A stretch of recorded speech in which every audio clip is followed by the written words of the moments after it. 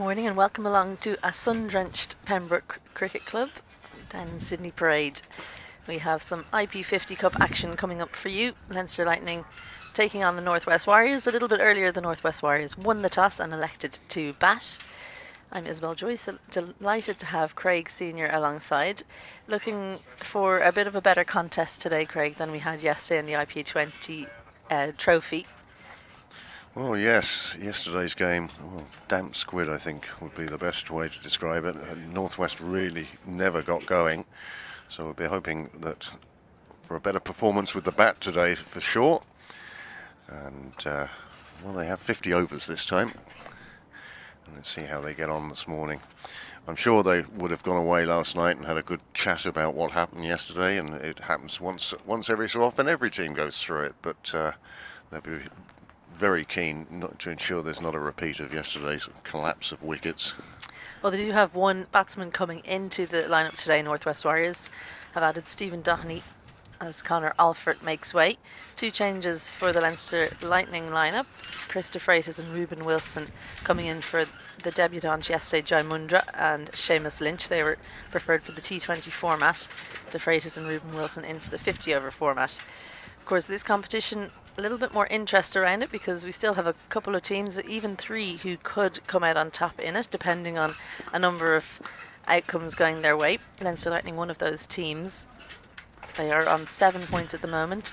Northern Knights up the top on 17, but they've got a game in hand, as do Munster Reds.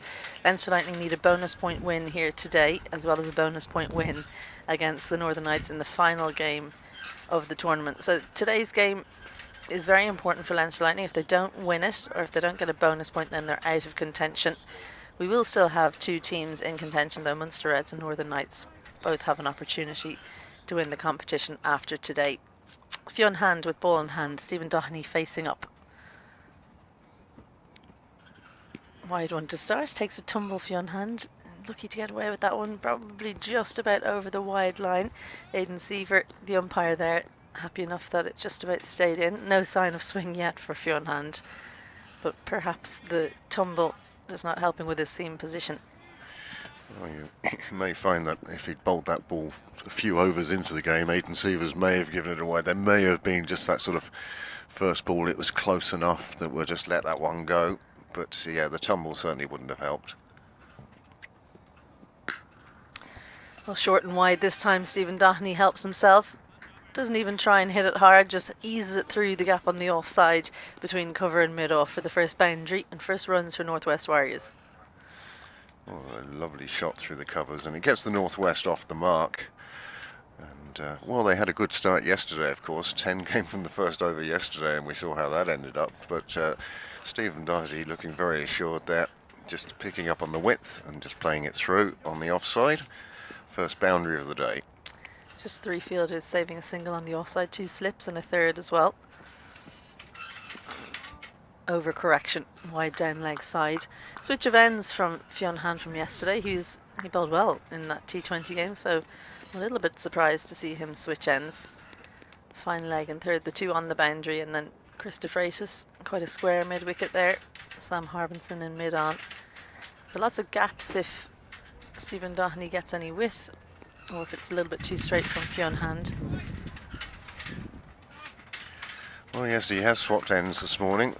He's looking at the wind to help in swing here, whereas yesterday he was well, he gave Cian Hilton a bit of a working over, hitting him 3 times in the over. Slight little bit of a way shape there. Better length means that Doherty lets it go through. And not particularly happy with the footprints at the line. Checking it out. It's amazing how something so simple as just a little bit of real estate on the popping crease there can affect the bowler so much. If he's not happy with his front foot and where it's landing, it just affects everything else as well.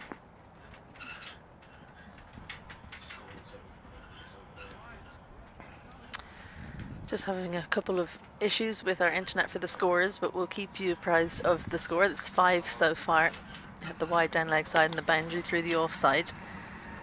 Fionn Hand just not happy with something on the front line there. We did see him fall over on the first delivery, but shake of the head. Might see him change ends again.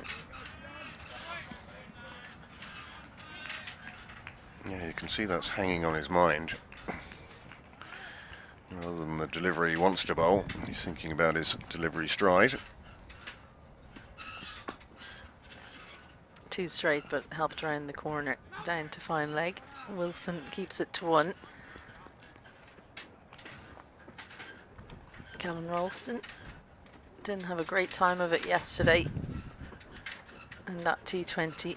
He's got a new partner in Stephen Doherty there. There's going to have a quick chat about how much movement there is, and I'd say Stephen Doherty's saying there isn't too much. Well, it certainly hasn't been as yet, and you can see Hand trying to change the geography of that footprint. Have a look at that slip cordon there. Lorcan took her very wide. He knows that Fionn Hand's going to push it across. That pushes Balbirnie and Dockrell wider as well. They almost have the positioning of 3 slips and no wicketkeeper when you first look.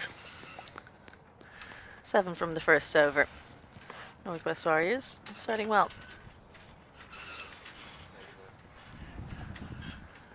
Hand still looking down at the pitch.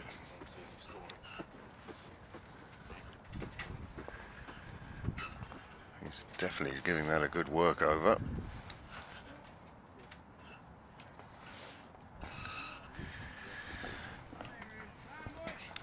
Well, it comes into the team, gets the new ball, and this might be why Fionn Hand's been asked to make way.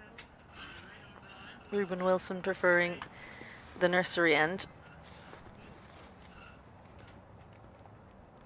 Young fast bowler. Mark Hawthorne, the other umpire. Aidan Seaver took the first over. Mark Hawthorne's come in today. Roddy Black doing third umpire duties. And it'll be Gavin Ralston having taken the single off that final delivery. Sharp movement into the left-hander from Wilson. Nice start from Wilson.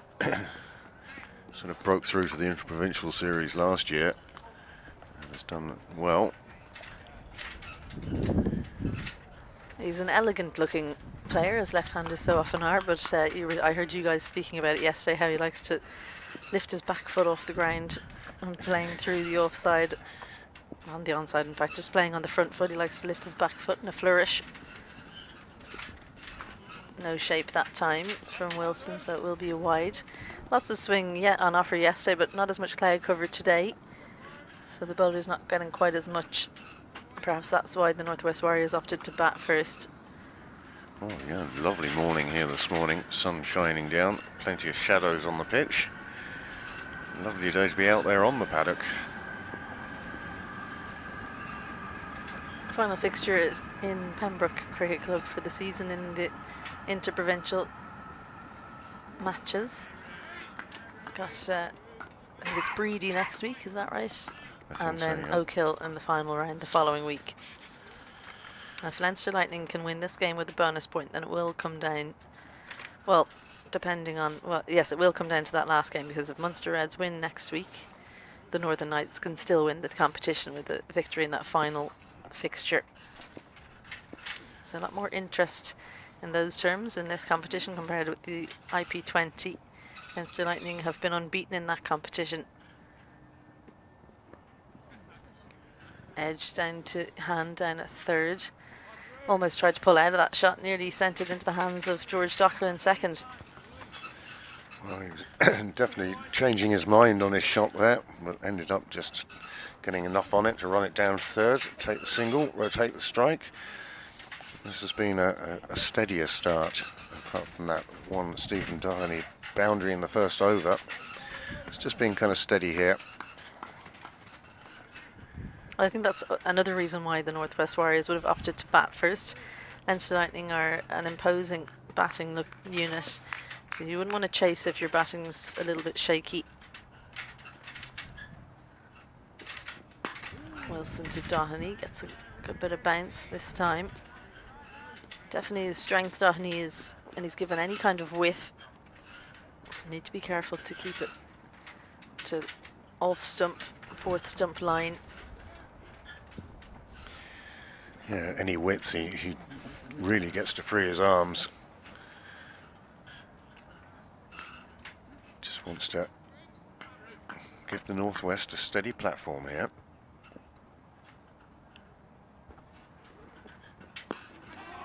Oh, helped leg side just in front of the fielder in mid-wicket. Gavin Hoey thought he was in with a chance there, but goes to mid-on for a single. Again, still just don't quite have the graphics up. The scorers having an issue with their Wi-Fi. Score moves to 9 with that single. In fact, 10. A wide and 2 singles.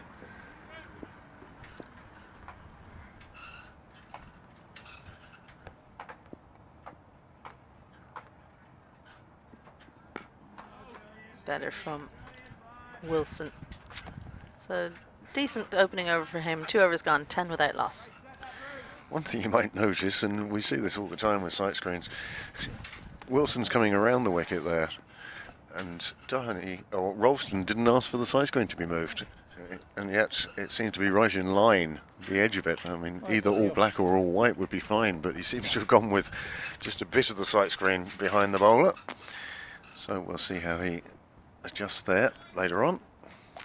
Well, I think for some players they just don't care about the background. Other players it can be a distraction. So it's just whether you have a preference for it or not. Hand continues from the St. John's end. Starts with a wide one again. Seaver raising the arms again. Hand turning around and glaring at that landing spot for his front foot. He hasn't found a comfortable place yet.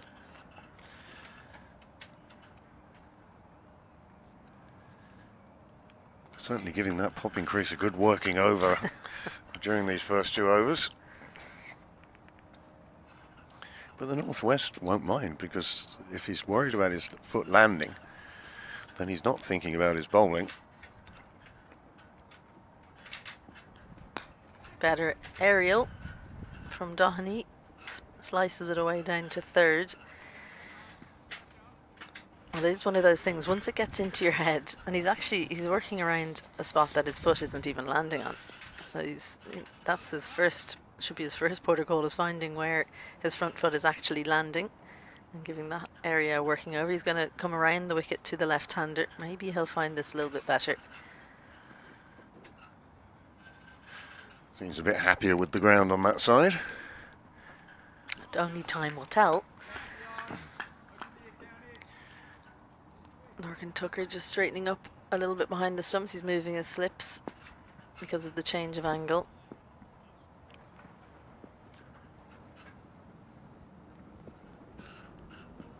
Nice bit of bounce. He looks a little bit happier now. Fionn Hand. Just has to make sure he's only bowling to left-handers from this end, so that will keep him around the wicket. Just keep bowling loads of dots. Easy job, that one. Plenty of bowling options for George Dockrell. He's got himself. He's got Gavin Hoey, who was just so impressive yesterday in that T20. Down the leg side comes off, well, I think Fionn Hand, and I also thought it came off the iPad of Ralston, but Aidan Seaver saw it differently, so wide added to the total.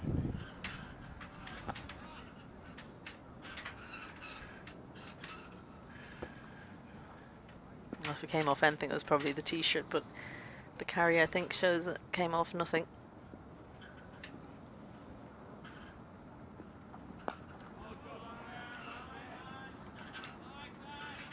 Well, Hand keeping the 2 slips in place. He's going to have to take a big thick edge coming round the wicket if it's going to go to second slip. Would you consider putting second slip onto the leg side? I think, no, not really, because he's bowling a channel outside off, but might be a better chance of going to gully than to second slip. Looks a lot more comfortable bowling with more pace there. Fionn Hand coming around the wicket, feels assured of his footing. Just the 3 runs from this over so far.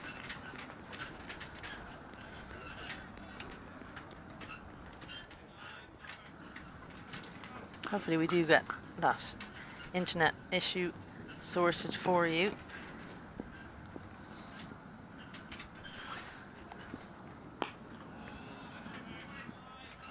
Ralston not playing that with any great conviction.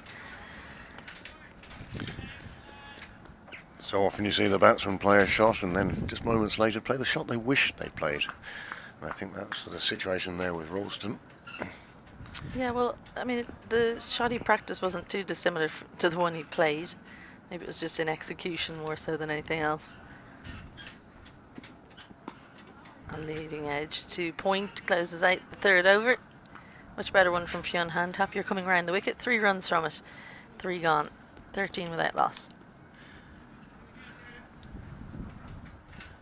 Well, that last ball illustrated your point perfectly about second slip. He squared up the batsman and the ball does go out a bit squarer that way.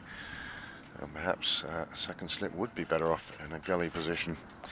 However, Northwest survive. Another over. Some runs coming, albeit slowly, but the important thing here is that they're not losing. I mean, yesterday they lost 3 wickets in the power play in the 3rd, 4th and 5th overs, and it really did rip the heart out of the Northwest batting.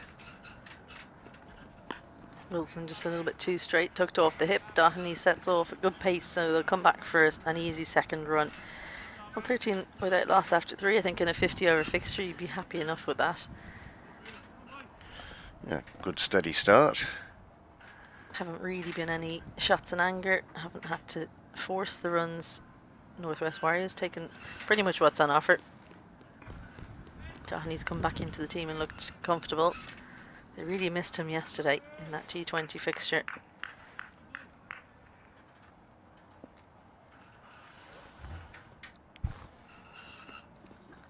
Well, that's probably the best ball of the day so far. Good leave from Stephen Doherty. Nice testing length and line from Wilson, leaving the right-hander. You could tell he was pleased with that delivery. His follow-through just went another couple of steps. Bowler just letting it flow, stopping naturally rather than stomping to a stop. So Wilson feeling like he's finding a nice rhythm there now.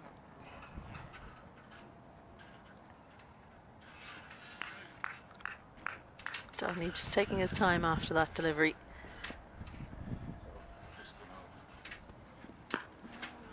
Quite deep in his crease against Wilson. He reckons there's going to be a good bit of bounce, which has been shown on that occasion.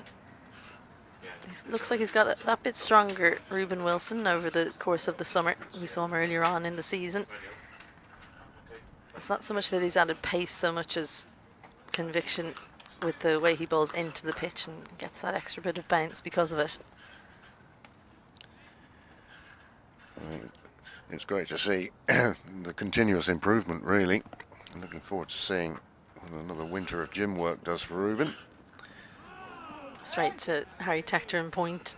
Shows that maybe it looks sunny, but not too warm out there, as that one stung the hands.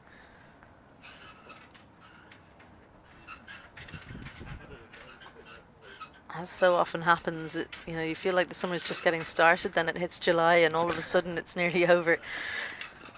People going back to school this week. Yeah, all the talk of school and traffic, and you know that September is just around the corner.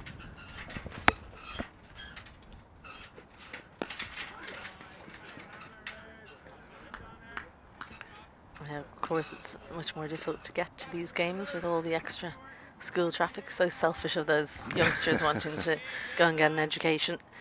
But the talk starts to turn to the winter of cricket coming up. Ireland, of course, playing South Africa, the men's side, shortly, with the women taking on England in an exciting series coming up as well. Looking forward to seeing how Ireland fare against a bit of an inexperienced England side that they're sending. That one will just be a single off the hip. Yeah, after the euphoria of the Sri Lankan series, it'll be interesting to see how that England series progresses. Well, we do have our graphics up and running. 4 overs gone, 16 without loss. Yeah, I had a look at that England side that they're sending. Still plenty of well-known names, the likes of Tammy Beaumont, Kate Cross getting the captaincy role, which I'm sure she's excited about. Lots of hungry young cricketers trying to prove a point and show that they can make the step up. Izzy Wong, the pacer that's been left out for a while, she's in. And lots of the under-19 England team that lost the World Cup and the last under-19 World Cup that Ireland under-19s would have played in the group matches. Another wide one to start. Well, how does he feel about his landing spot now, Fionn Hand? Bit happier. Still giving it a look. Giving it as a he look, goes but not past. a kick. Yeah.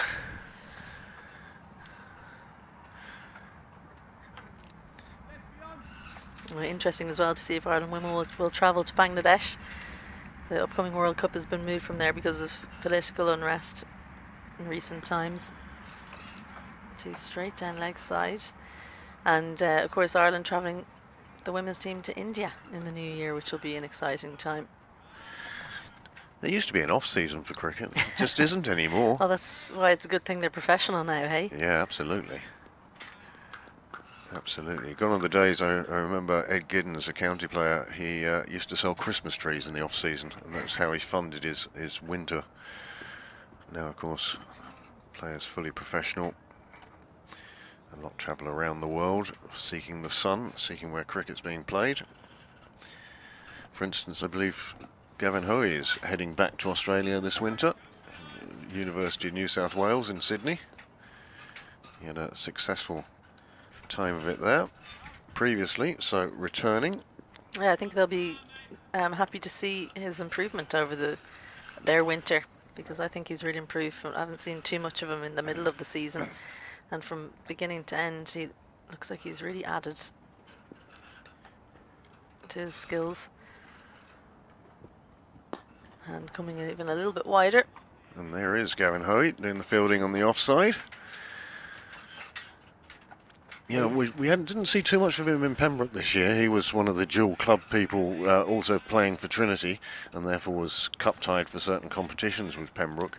But since he's come back to Pembroke, my goodness, he's been an absolute delight to watch bowl. It's a complete mystery to me, a leg spin, but he's doing it beautifully.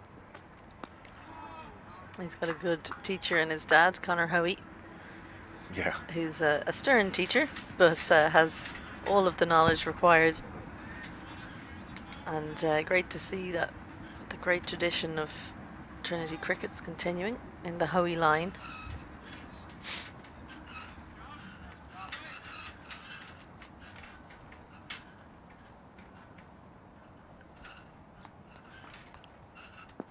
Well, there's a steady breeze blowing from left to right on your screen. Quick single taken. Well, Harry Tector was thinking about having a throw, but I think if he was going to throw at the stumps, he might have had to take out his Leinster Lightning captain, George Dockrell, who maybe went to ground a little bit too late. So a yes, no, sorry was almost on the cards, but they managed to come through for a single.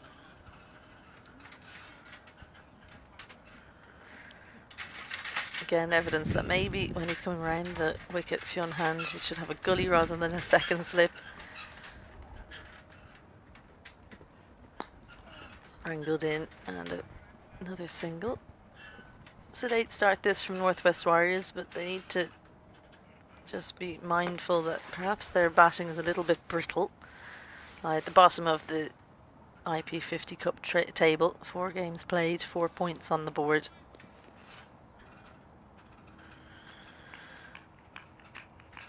Well, I think the Northwest would be absolutely delighted if they're getting to the end of the 5th over.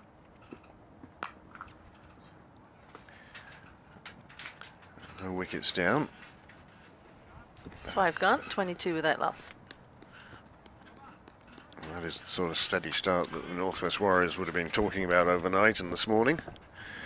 They would have been absolutely delighted to win the toss and have a chance to redeem themselves.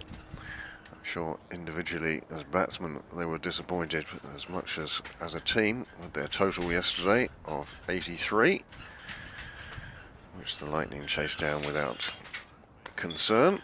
Well, I think the other thing that they'll be mindful of is that their bowlers, when they didn't have much to defend, they were really taken down by the Leinster Lightning batting, in particular Balbirnie and Tector enjoying themselves.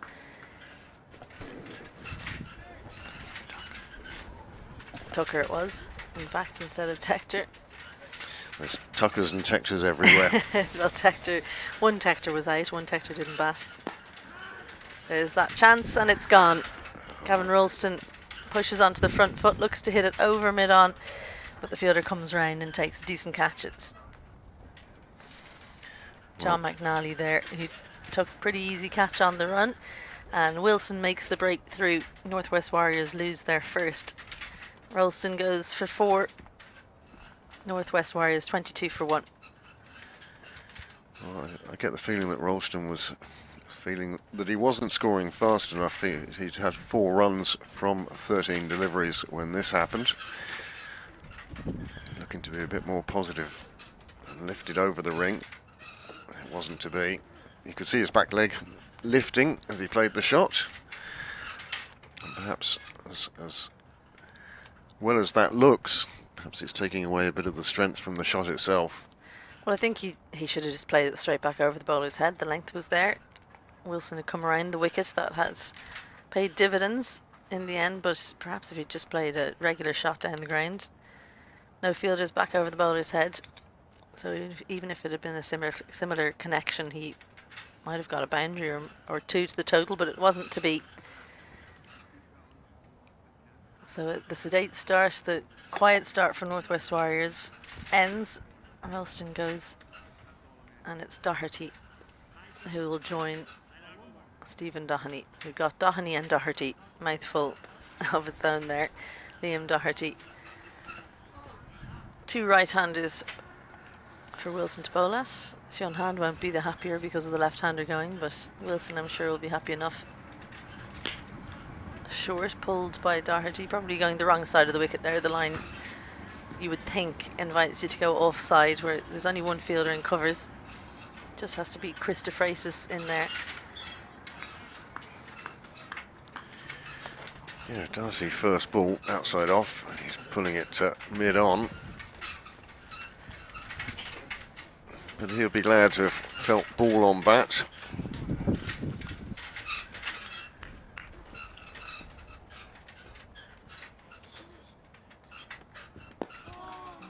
Good testing line, and there you go. Played back past the bowler. You get reward. Just about keeps it inside there. Excellent fielding in the deep by Wilson. And in fact, it's not Wilson, it's Tim Tector. Of course, Wilson just bowled the delivery. John McNally went with Tim Tector. So kept it to a couple. Excellent fielding from the Lightning. Good teamwork. Second fielder following up. Well, you have to just keep an eye on what the first fielder's going to do these days.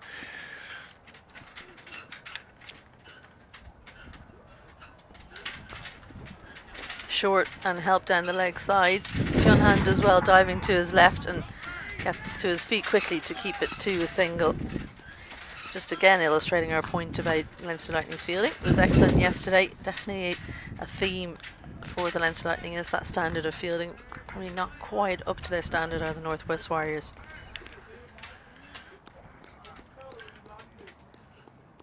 It was a handy day in the field for Leinster yesterday. Northwest batsmen were complicit in the collapses. Full and help through the offside. Doherty showing his class. No fielder in extra cover, just leans on that one for a much needed boundary. Beautiful shot again. Similar to the first over, just laying bat on it, finding the gap. And the outfield here at Sydney Parade. Quick enough to ensure it reaches the boundary. Good pick up there from Cotter. Cotsy, as he's known around Leinster. Not as good a throw, you'd have to say, but I'll be pleased with the take. Much better length from Wilson to close out that over. An expensive one in the context of the game. 7 from it. 6 overs gone. 29 for 1.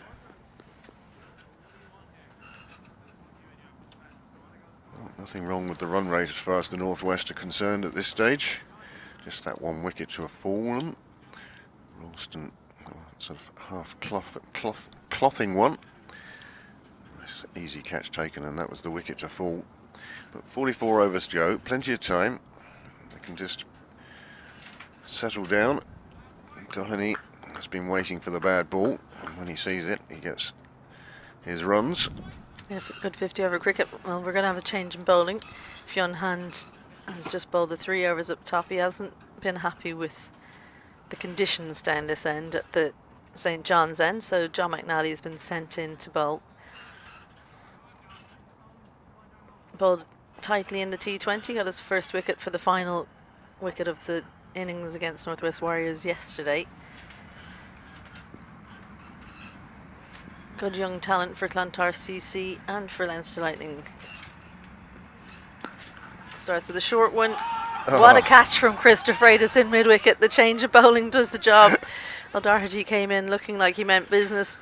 Helped himself to a pull shot, but just didn't go up or down. Went just above head height for perhaps the shortest man in the team for Leinster Lightning. But the athleticism was there. He reaches right overhead and plucks that one from the sky. Doherty disappointed to go in that manner. McNally strikes in his first delivery. Doherty goes for 3 from 4. Northwest Warriors 29 for 2. Well, the disappointment of Doherty is evident there. And John McNally has no such problems with the popping crease. Drops from a little short and it's just pulled straight to the fielder. I think it was a cry of relief as much as anything else.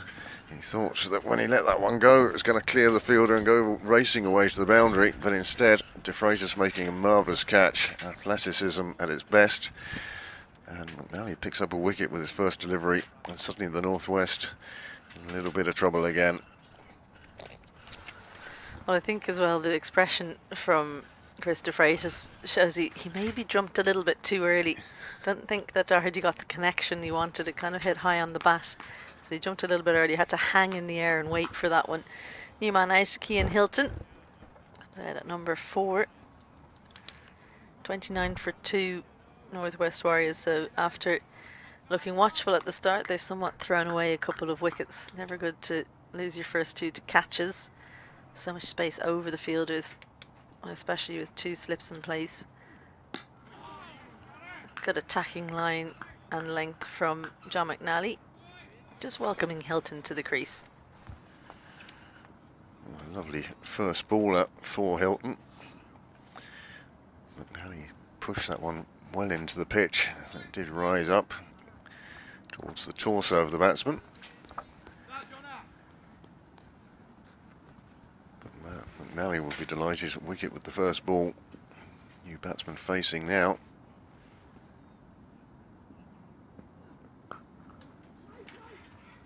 Good pick up from Harry Tector in point there. Twirling, getting ready to throw in case Doheny decided to take a single. Opts not to take the risk. It's a pretty experienced kind of slip point cordon there. Tucker, Balbirnie, Dockrell and Tector.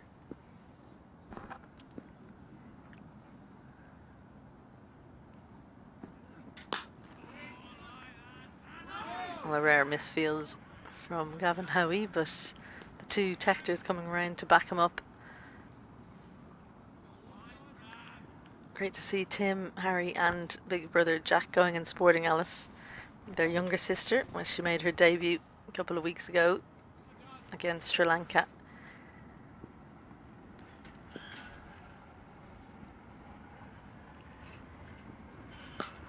Short and heave leg side. Well, it's too short, says Cian Hilton, and he helps at leg side for the first 6 of the Northwest Warriors innings. He almost says to Doherty, that's how you do it.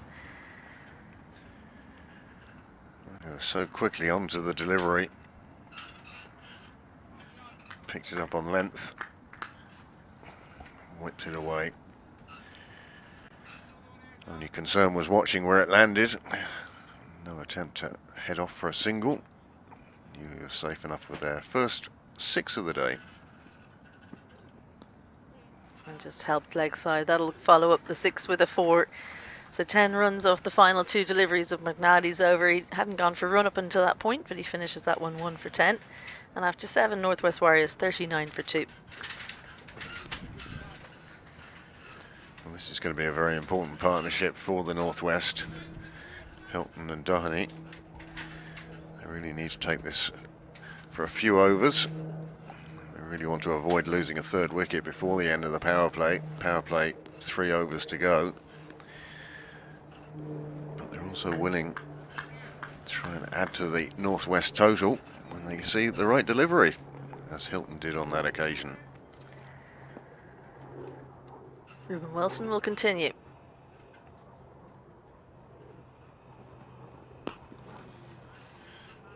Yeah, I reckon John McNally needs to rethink maybe his length. He was short. He's angling it into the right-hander, not any lateral movement really, so you wonder, does he need 2 slips? Could he maybe bolster the offside field? Take one of those slips out, bowl a little bit fuller. Wilson, by comparison, we've seen him get a little bit of lateral movement away from the right-hander, so the slips do come into play. That'll play on Doheny's mind. He's had 1 or 2 that have left him so far in the spell. On that one, going the exact opposite way. Good work by Tucker behind the stumps. Yeah, he had a long way to go for that one.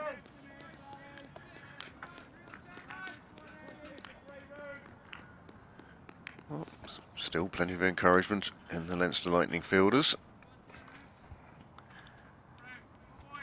It certainly seems switched on this morning. Kevin Hoey will come on, I'm sure, soon after the power play ends. And he had 4 overs to wreak havoc yesterday. He'll have 10 today. Good length just means that Doheny can't steer that around the corner for a single.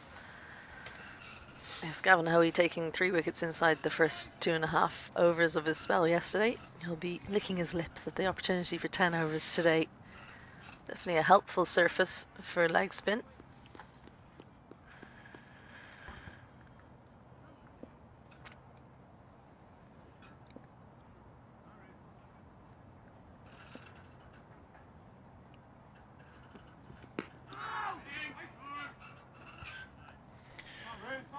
Well, it's not the first day this wicket has been used, so one thinks there will be a bit of turn in it for all the spinners today. It definitely looks like a square that's looking forward to a rest. Yeah, it has done exceptionally well this summer. Plenty of games, plenty of cricket being played here at Sydney Parade. And Dale and McDonough and GM by choice provided us with some lovely wickets this year. Oh, big shout. Did that hit pad first? Wilson thinks so. But Mark Hawthorne moving to the offside. Doesn't think that it would have hit the stumps. Signals leg byes. Well, difficult to tell from this angle, but you'd imagine, judging by the wide that went past Doheny earlier in the over, perhaps that one just going down leg. Well, that would have been Hawthorne's thought on it. He did bring forward an appeal, but nothing overly convincing. It was more an inquiry than a statement.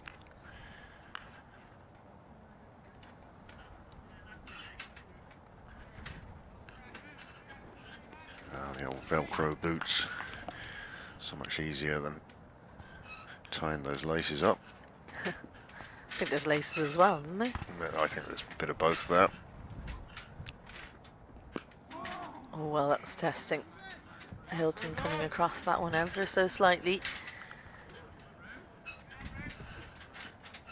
Pulling a lot straighter this over, Ruben Wilson.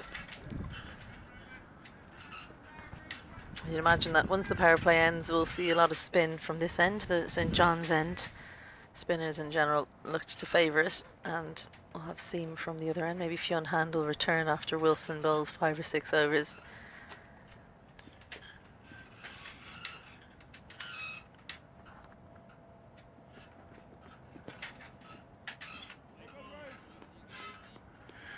Well, one of the things yesterday Dockrell was very good at was communicating with his bowlers, setting the field and telling them what he wanted. Now, of course, he's down in second slip, whereas yesterday he positioned himself out at mid-off. I think in T20 as well, tactics can change so quickly. So it's really important for the captain to be close to the bowler. Not as much innovation used in 50-over cricket in the first half anyway. So single to close out a rather long over. Well, it'll be a 2 in fact. Good placement from Cian Hilton, so he picks up another 2. 8 overs gone, 44 for 2. These two don't seem too perturbed by the fact that they've lost 2 wickets. They've had 15 since that second wicket went down. Liam Doherty as well looked pretty assured while he was out there. Just one false shot, and that's the problem, I guess, with cricket. Once you make one mistake, you're done for the day. Yes. It's always the thing that gets beginners to go, well, you know, in other sports you make a mistake and you get another chance, you get another opportunity. It's almost like penalties in football or hockey or those kinds of sports. You get one chance, and then if you mess it up, you're done. I think it's one of the reasons I became a bowler was because I used to go to matches with my dad, and he'd be out for open the innings, be out first ball, and then you think, well, what are you doing for the rest of the day? He got to hang out with you. Yeah. I wonder with John McNally, did he hear me because he's taken one of the slips out? George Dockrell goes into extra cover, so we should see a fuller length, yeah, and we do. That extra fielder, just at his pace, I think it's important that he's able to bowl that bit fuller. Not the quickest pitch on offer, so that one we saw that pull shot for 6 from Hilton, just sitting up ever so slightly. A little bit more margin for error with this field.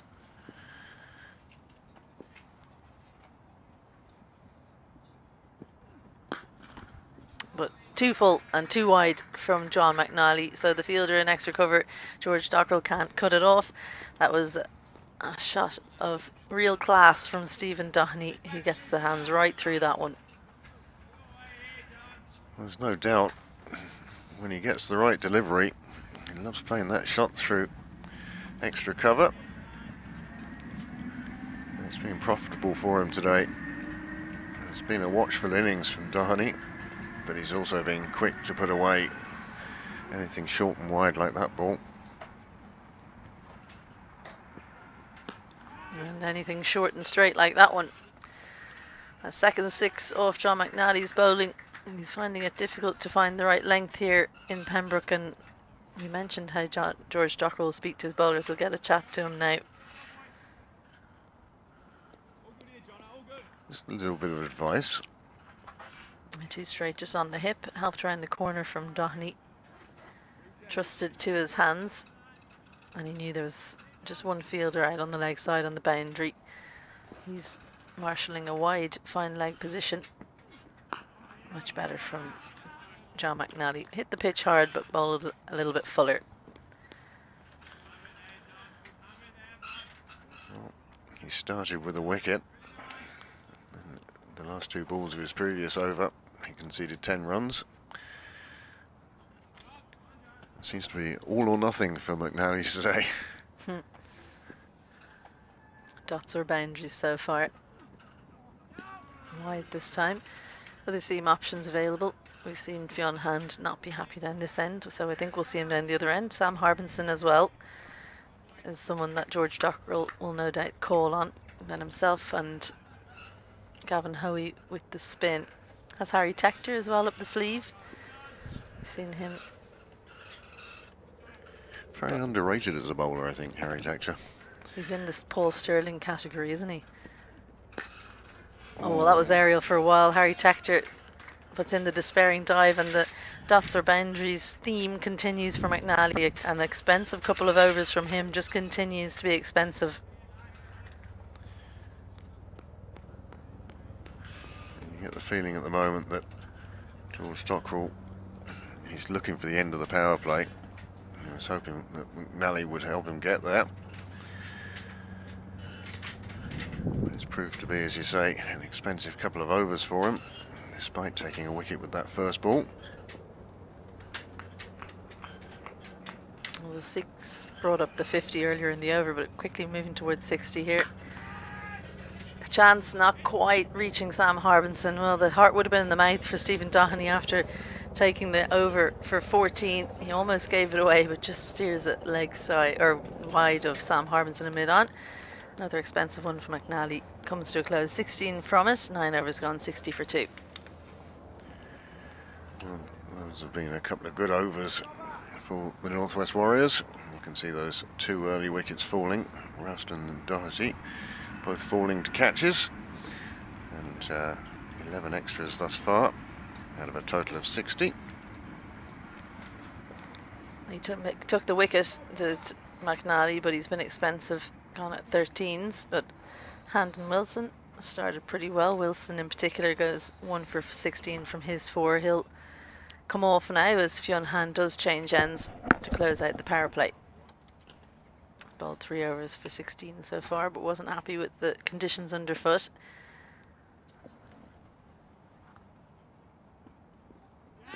Straight away he gets the breakthrough. Well, he thinks so. He's appealing and given out. Mark Hawthorne was waiting for Doherty to walk. Doherty didn't. Forced the decision from Hawthorne. The change of ends paid dividends for Fionn Hand. And that's the one they will have really wanted.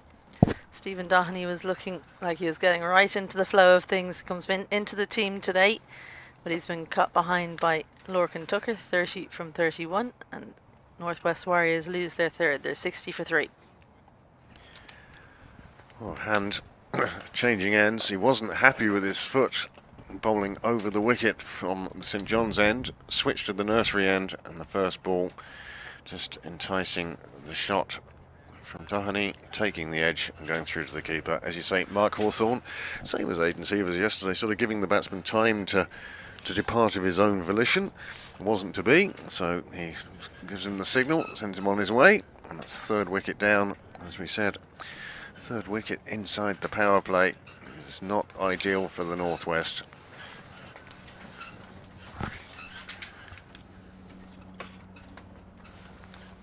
Scott Macbeth out at number 5 for the Northwest Warriors. The angle in from Fionn Hand just straightened up for Stephen Doherty, forced the full shot. Did you see that there?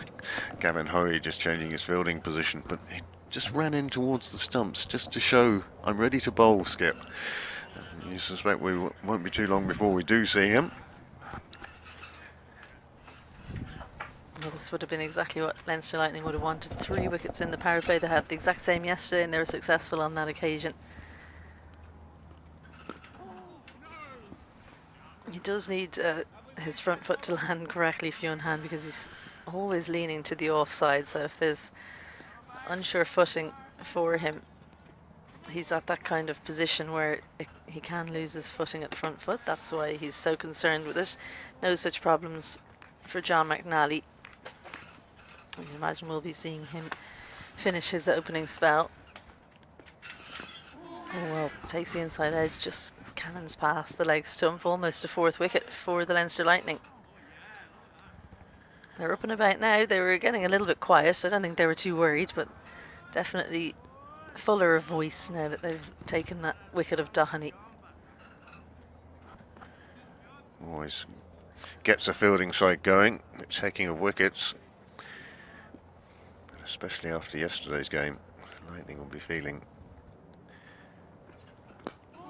that they're getting close to doing a similar job to yesterday. That's what they'll be looking for.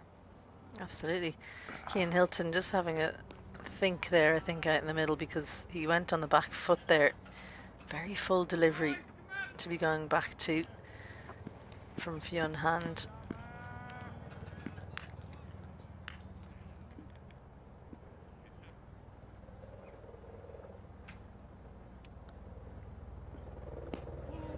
Much better. Comes forward.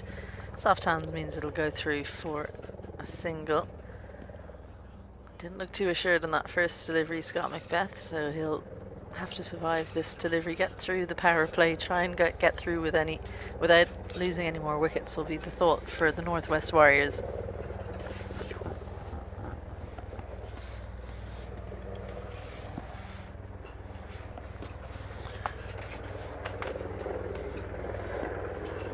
And they do manage it. So power play is done and dusted. 62 for 3 are the Northwest Warriors, as Leinster Lightning really on top at this point in the match. Well, they are on top. They've taken those 3 wickets they were looking for within the power play. Hand coming on, taking that wicket with the first ball of his 4th over. And at 10 overs gone, 62 for 3. Delighted to be joined in the commentary box now. Ali McCallum.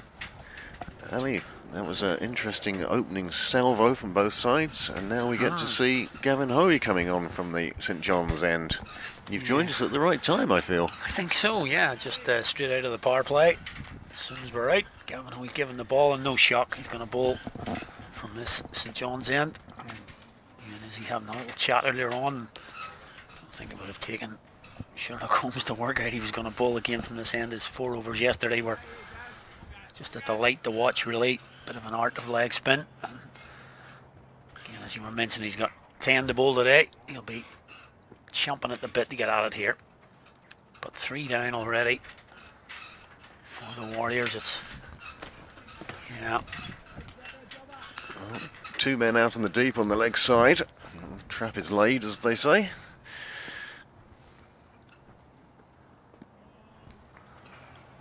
Really interesting to see how the Warriors play Hoey here. Say yesterday, didn't really, a T20 is a different game. You've got to get after him really, and couldn't get the hold of anything yesterday. But as I say, can't really let him settle in on immediately. Good bit of turn there. Lorcan Tucker going with that one. Outside off, but no harm. He's showing Hilton just how much it's turning. Yeah, that's the thing. It'll be straight in his head now. You know, he's watched that one spin away. No harm, but just in the head immediately. A little bit short. Yeah, had a quick chat with Gavin after the game yesterday in the pavilion. Well, I'd say the men's room. Had a quick chat with him just, and he did say it was responsive. Let's say, I think he said it was responsive, the wicket yesterday, which is a pretty polite term. Polite term for a leg spinner of, could you roll that up? I'll take it with me, please. Oh, I think he has taken this one with him. Again, you mentioned he's just back at Pembroke from his half-season spell at Trinity, his home ground. That's short, put away, but McNally sent the man out on the offside.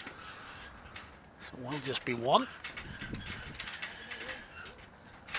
Well, another player playing on his home ground. The fielding there, Tim Tector. He spent so much time patrolling the railway side between himself and Dermot Tucker for Pembroke. You almost expect him to have a leap card over there. Yeah. Train's going up and down to our left here.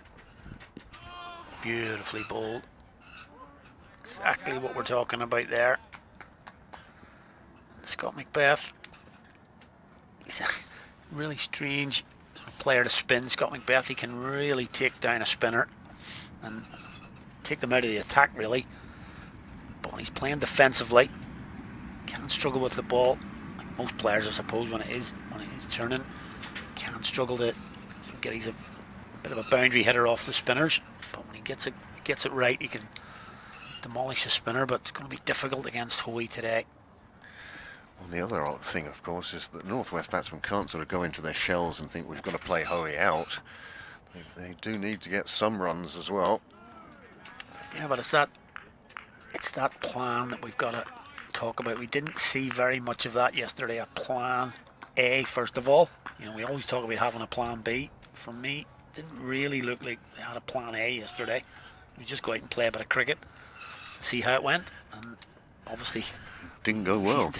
Didn't go that well, you know, and it was disappointing. You know, a bit of a easy thing to say, but just it wasn't a great day of cricket. Let's put it that way. You know, feel for the Warriors. They're not going out to try and lose games, of course not, and they've all got sort of careers in the game. But you just want to see a little bit more from the team, and a bit more fight and aggression. Missed Doheny. I mean, there's no doubt they missed Doheny, and he came in today, but he did Doheny things. Looked like $1 million out there, and then gets to the 20s and 30s.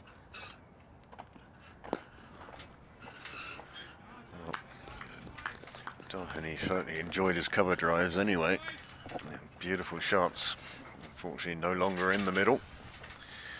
Yeah, and I just think those 3 wickets. I watched it. I arrived just at 10:45 as you guys were going on, and I watched the first 10 overs there, just from behind the bowler at the St John's end. I didn't really feel that it shaped too much. It didn't do too much for me, and I don't think the Leinster Lightning, possibly at the end, coach may say the first 10, I don't think they bowled at their best. I think they bowled a lot better yesterday, and I think it was just the Warriors have just handed those 3 wickets a little bit. Well, certainly Hand in his first spell, which was from the St John's end, we saw he wasn't happy. He was pawing at the ground. His front foot, when he was bowling over the wicket, he certainly he even looked more comfortable going around the wicket to the left-hander. And once the left-hander had gone, he just wasn't happy with his front foot. But I think the change of ends now, it looks okay now. It's cleared his mind. Yeah, I think so. I think he's running in, and again, as he said, that quite surprised he changed ends anyway. But possibly he mentioned it was to do with Ruben Wilson. There's going to be a maiden, and that just illustrates your point. Right on the money there for those 6 deliveries at that over, and a maiden for Fionn Hand, and a 63 for 3. Again, just the plan of it's all right, just watching the ball disappearing, and some lovely shots from the Warriors as we expect. We've seen them play some nice shots, but I just think you'd be sitting at 10 overs gone. I think that today they'd maybe have preferred 35-40 for none or one, than 63 for 3. Just to consolidate a little bit, and 3 down, a little bit of lack of confidence in the batting, and that's not just the Warriors. That's throughout the competition this year, I think. At least he worked on the leg. Yeah, I'm just going to throw a bit of a stat at you here. Craig, on the way down here today, sitting on the train on the way down, did a little bit of a look at last year. And the first innings average total last year was 268. What was your average first innings total last year in the IP50? I think it is this year. Lower for sure. It is lower. Okay, okay, that's good. Yeah, is it higher or lower? It's lower. Yeah. What do you think it is this year? Probably about 170. It's 212. Okay. 212. Big difference. And that's been lifted by a couple of nights innings at Stormont, and they got 260 and 270 in the first couple of games. But 212 in your first innings, dropping 50 runs in a first innings, and it's been a general theme across the tournament, really. Batting has struggled a little bit. That's going to be out. That's a perfect illustration of what I'm talking about there, really. Gavin Hoy's causing enough bother as it is. It's just swept round the corner, and the most comfortable of catches. Ruben Wilson there, but he doesn't have to move, really. Just a couple of yards to his right, top edge, and another wicket goes. Cian Hilton goes, caught Wilson, bowled Hoy for 14. We talked about the magic of Gavin Hoy. This one wasn't so much. Pitching on middle, and he tried to just lift it around, but either he didn't know there was a fielder there, or he didn't get enough power on it to clear the fielder. Either way, Hilton's on his way back, and that will bring the captain to the crease. Yeah, either way, not good enough, really. If you don't know a man's there, that's not great. If you haven't played the shot with the conviction that you want, just lobbing a catch up there, really took the top edge, but just either play down on it and try and sweep it round the corner, or if you're paddling, you got to get it fine there. It's just a top edge, and if we see that into the offside, if somebody plays a shot into the offside, that's just lobbed into the offside, we would be saying such a softness. It's just round the corner, sweep shot, and again, just a giveaway really for me, for the Warriors. And as you said earlier, they've been soft wickets. Yeah, I think they You know, have. caught at mid-on from one that was clothed, Yep. caught on the 45 like that, caught at mid-wicket with another one that, well, that was the DeFrazier's catch, which was quite athletic, but still. Good catch, but it's in the air. You saw Yep. Keelan Hilton play a shot. And Stephen Doherty was the only one who sort of edged one through to the keeper that you Yeah. sort of say, oh, we were expecting that, but the rest caught in front, but not in the deep, really. Yeah, as you say, just 3 catches in front of the wicket, really. Well, that was behind that last one, but it's not a keeper or a slip where you could say that the bowler's bowled one, it's nipped away or something like that. Just been quite soft. And again, Andy McBride's in to try and rescue an innings. It's been a real struggle for the Warriors this year. Just a couple of 50s in this. Well, I was actually looking through the stats, same as yourself, for the leading run scorers in this IP50 and the leading wicket takers. Yep. And it's amazing how few of them come from these two teams. Well, that's right. There's been a couple of abandonments, granted, and the Warriors haven't played their full quota, so we accept that. But yeah, I mean, actually the Lightning was even more startling. Yeah. I think they've got a 50 this year. I don't think anybody's got past 50 in this tournament. So, you know, and Gavin Hoy's he's got 12 wickets now, and the next best is 3. So, I mean, it tells a story there, really. I mean, part of the story is, of course, that the Irish squad was so busy earlier on, and a lot of the Irish squad are coming out of the Leinster side, and that gives opportunities to other players. But it also explains why, you know, if they've used a bigger squad, then the wickets are shared around far more bowlers. Yeah. And they're not going to appear on the top charts. But that was just a consequence of I suppose, the busyness of the Irish side.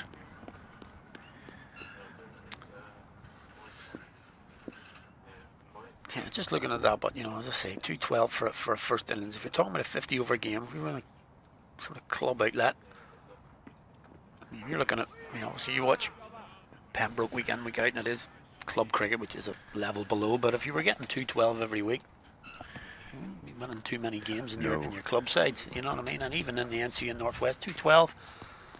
You know, you'd be disappointed for that, really. And we're talking into provincial cricket here. It's a total where you'd be saying, okay, we can have a go at defending this, but it's not a convincing one to defend, you know. Yeah, we wouldn't be happy with 212. It's going to be one there down to McNally. And, you know, as I say, just looking at the interprovincial tournament as a whole, you'd be thinking that, you know, that 50 over total should be in that 260 like last year. You know, there was a couple of outliers last year. Lightning hit the Warriors for 425 at Milverton, so that's a little bit of an outlier, but you know, still it's 50 runs every innings of a difference here at the minute. So well, at the moment 66 for 4. I think the Warriors wouldn't be too upset at 212. Yeah, well, maybe, but look, they need a partnership, and it's very often, even in an overall poor batting display, you often find there's one partnership that just brings the total up a bit. And certainly skipper Andy McBride will be determined. Yeah, no better man. Not to give his wicket away cheaply. Yeah, no better man for the job, but he can't keep doing it. You know, he's first to admit today. Subfielder on for the Lightning. I didn't see who went off, but Seamus Lynch it is, wearing the number 19 shirt. It's Balburney, I think, because Tim Tector's at slip, so I don't think Balburney would be out of slip unless he was off the field. So, giving that a punt. That's my go anyway. No, I think it's spot on there. I just didn't notice anyone leaving. I didn't notice the switch over. I just noticed that Seamus Lynch was on the pitch, and then it's a matter of looking around, see who's missing. But yeah, good spot. Tim Tector straight into first slip. Jack of all trades in the field. He's got the acreage of the railway line to defend, and now first slip. Yeah, Fionn Hand's come back really well in these 2 overs. Just the one run from those 2 that he's bowled. that nursery end, and as you say, seems much more comfortable bowling at that end.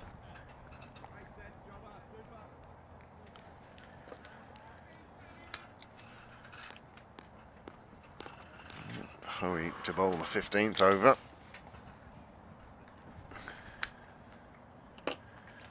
Yeah, and I think we were speaking yesterday, Craig, have a little bit of an apology to make from yesterday. We were talking about the Northwest League title, if you remember. Yeah, Eglinton and Donnamana were leading for most of the year, but New Buildings. Oh, well, that's my apology. Because I had the doyen of NCU cricket, Ian Callender, on last night. Just reminded me that New Buildings game on Sunday was actually a game 2. So when that was washed out, they get no points for that. So it means now that the team that Andy McBride is in, Donnamana and Eglinton, are sitting with level points there in that Northwest title with 1 game to play. And Donnamana play the team at the very bottom, Killiclooney. So they're actually in pole position, and I think New Buildings are going to struggle now. So I should have done my research yesterday, and to say Ian Calendar straight on, tell me last night. Great man for that. I'd actually like to, you guys have got Ger Siggins down here, who's a great stat man in Leinster. I'd like to see a stat off between Ian between the two of them. Good friends, of course. I'd like to see that. If they're listening in, maybe we could arrange that, maybe a bit of a stat off. We'll take over the Olympia Theatre and have them either side of the stage watching a game. Being serious though, they're 2 greats of Irish cricket. But 2 greats of Irish cricket, really knowledgeable about the game and always really helpful. Both of them are really helpful. Well, that's it, isn't it? We need something, they're really... Some people tend to think of information as power. I'll keep it for myself. For really those good. two, they spread everything they possibly can. Can't tell you the number of times I've been broadcasting and then picked up my phone after the broadcast and seen text from Ger Siggins. Marvellous man for the statistics. Really is a big help. Absolutely. Same goes for Ian Calendar. Oh, what did he take on? Harry Tector there. nice bit of fielding, good throw. Another over. Backed up as well. It's absolutely travelling. Tried to throw down the stumps. Marvinson came in from what would have been mid-off and had to really get round behind it. Well, these two are setting out their stall. In the last 5 overs, we've only seen 7 runs and 1 wicket. So it really is a rebuilding situation here for Macbeth and McBride. Here's one for you. I went to school with Ian's wife. Oh, did you? In England. And I ended up in Dublin, she ended up in Belfast, and we both ended up on cricket and now pitches. you're here with cricket, yeah. Sharnbrook Upper School. Also, one of our alumni, a long time after me obviously, was Paula Ratcliffe. Wow. Yeah. You're bringing them out today, man. Oh yeah. That's a good one. Dropping the names all over the place. I was only there a few months in that school before I was dragged screaming and kicking across the Irish Sea. 44 years ago now. I don't think they let me back in now.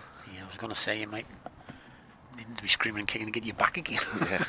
No, there'd be no return, that's for sure. No.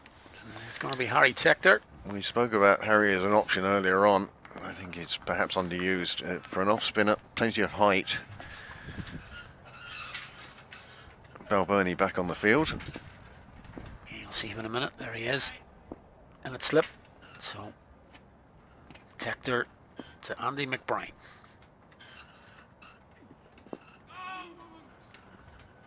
Just out leg side. And yeah, there's a...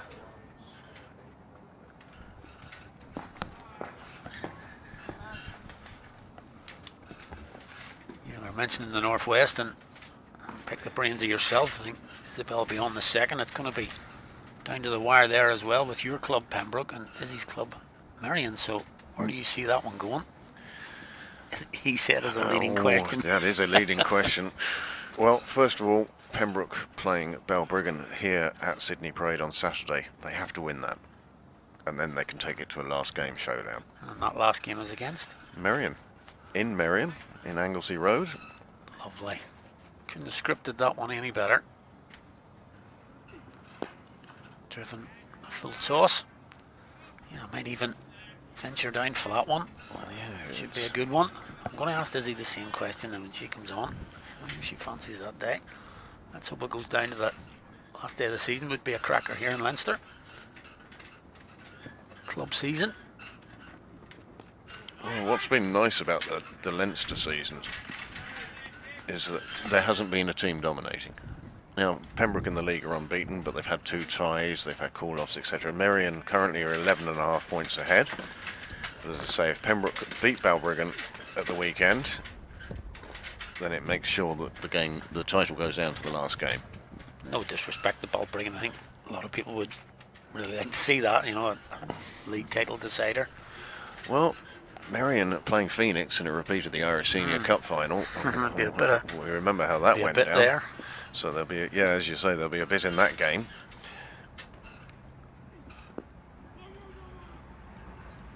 McBride tucks in the leg side.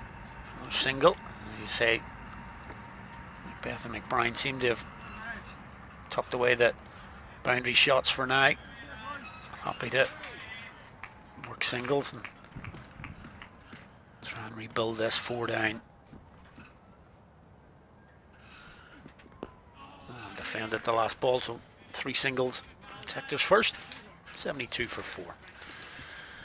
That's a good start for Chekcha, just the 3 runs coming from it. That'll be ideal as far as his captain's concerned. Exactly what he was looking for. 16 overs gone, and the players heading off to the sidelines for a short drinks break. But it's Leinster Lightning's first session then. Yeah, Leinster Lightning's first session, 72 for 4, 16 gone, and as the players take a little drink, as will we.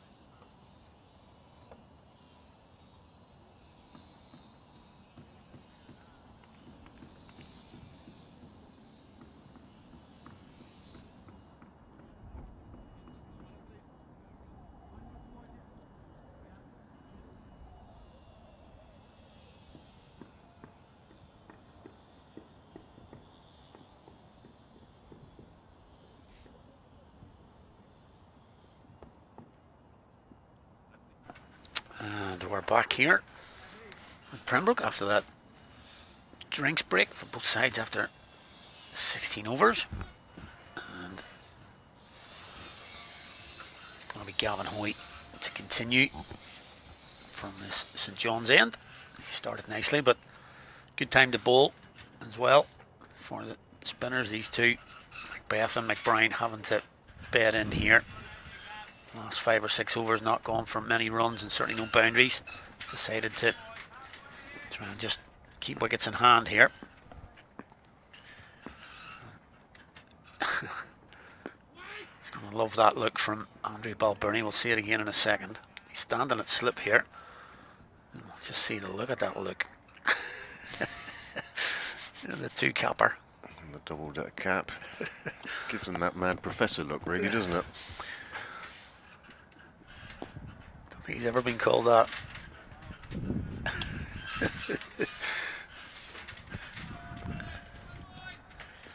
Yeah, just 10 runs in the past 6 overs.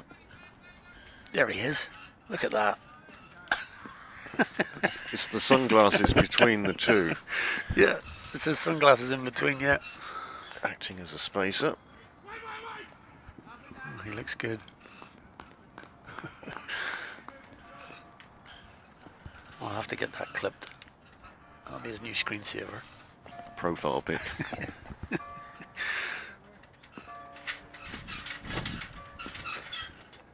breezy here. Nothing like the wind we've had this season as they take a single. The offside. Yeah, the run rate really slow since Hoey's come on. I mean, he's 22 deliveries and he's conceded 7 runs. Yeah, and he's taken a wicket. Just hasn't given any release balls here. That doesn't put the mockers on him here. It's been very consistent, and again, very, very consistent, especially for the leg spinner. We talked at length about it yesterday, about that drift he's got. Again, we talked about it yesterday. Got to be knocking on the door now, Gavin Hoy. There's such competition for leg spin position. That's a lovely shot and a terrific piece of fielding from Sam Harbinson. Scott Macbeth will be cursing his luck there. Lovely shot, and thought that was going to race away for 4, but Harbinson gets across and good hand to it, saves 3. 74 for 4. Yeah, you're right. Leg spinning's a good force here. There is your card so far for the Warriors, and again, we've talked about it, just a few wickets given away there in the middle. So Doherty's the only one that was really bowled out. He went for 30, but Rolson, Doherty and Hilton 4, 3 and 14. These two rebuilding. Macbeth on 5, McBride 7 not out.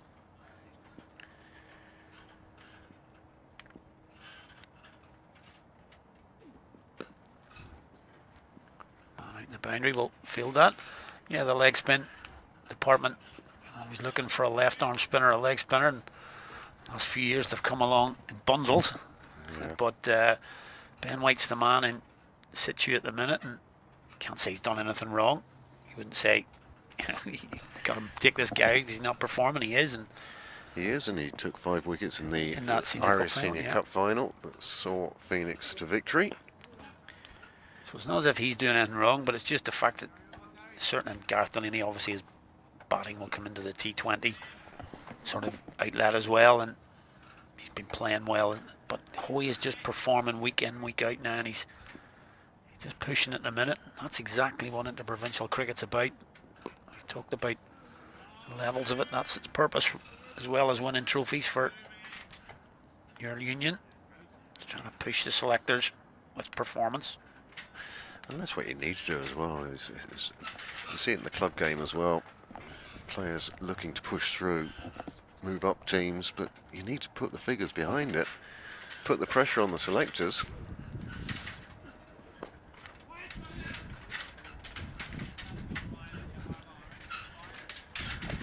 And that's certainly what Hoey's doing by his bowling, taking wickets.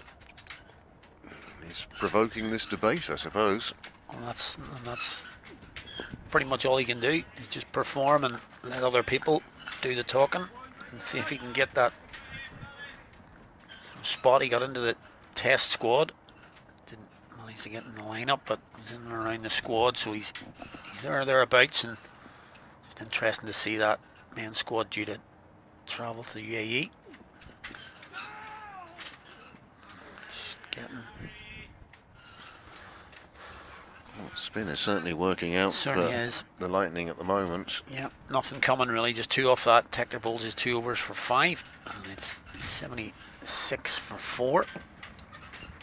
Yeah, just to quickly go back on the union stuff we were talking about, the club, talking about the league titles, and as we mentioned, the Northwest is between two down here in Leinster. NCU, fairly similar. Warringstown and Woodville will meet this Saturday. And certainly if Warringstown win that, they'll be league champions this year. It's looking in their hands at the minute, so that should be a big game in the Northern Cricket Union this coming Saturday.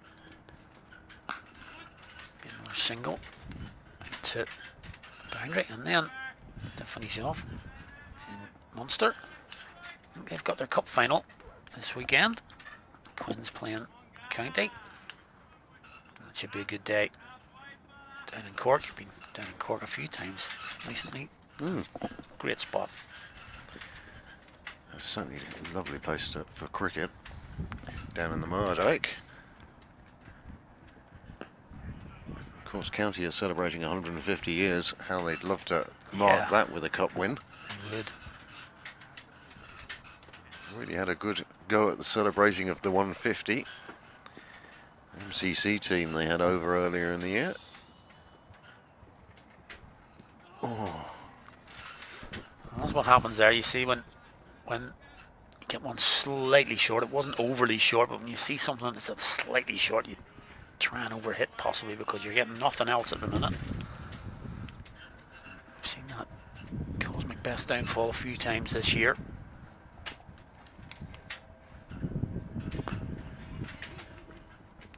Nice shot down the ground.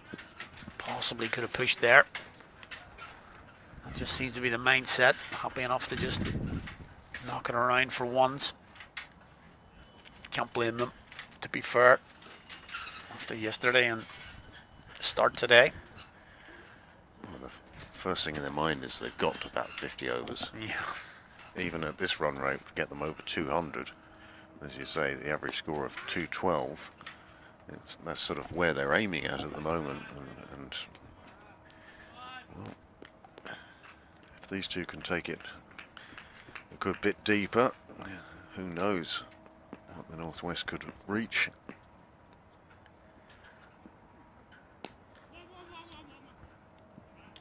Oh, nice bit of fielding. Ruben Wilson. Nice pickup. More ones. And it's complete contrast. I want to look, wasn't on air. It was 5 or 6 overs of the power play. There was very few singles. It was either a dot, a boundary, or wicket.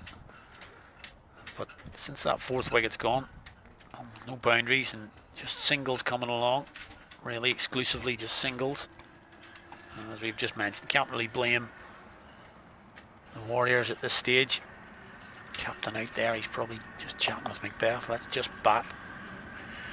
He's setting out the small steps they need. You know, we're on 79. Let's get to 85 to 90.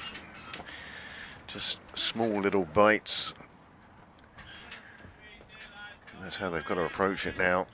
It's not sort of, well, we've got 31 overs remaining. If we get 6 and over, we'll get 180, which will put us up to 260. No, that's not the way for it to go at this stage. But the spinners for Leinster Lightning are doing a good job as well. They're not giving too many loose deliveries. Yeah, that's the key.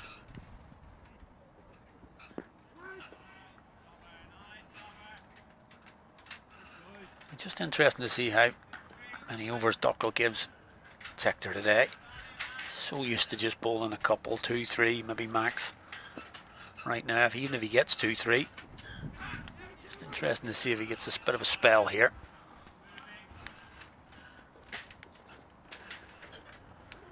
What a again, every over that he bowls as the sort of fifth bowler.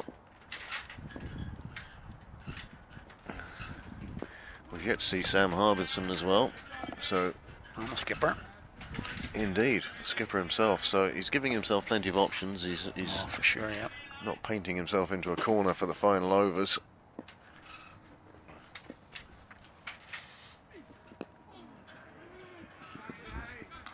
There's a little bit of confusion, just from the pressure.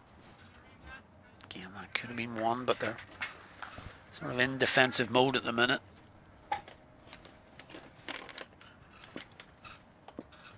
And that's what it is. It's defensive mode. Almost drags that back on, and that would have just put the icing on the cake, I think, for the Warriors. That was drifting down leg side, and Andy McBride almost pulled that back onto his stumps. Just missed the leg stump. That would have been the most disappointing of dismissals for him. One so far down the leg side to put it back onto your own stumps.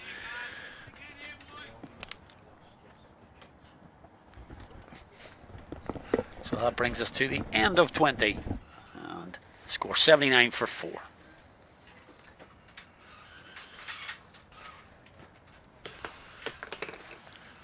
Oh, quick change in our com box. Craig Senior, he's done the hard yards of the first 20 overs there. And delighted to have Isabel Joyce back with me. Morning, Izzy. Morning, Ali. All fresh today. Back at it again.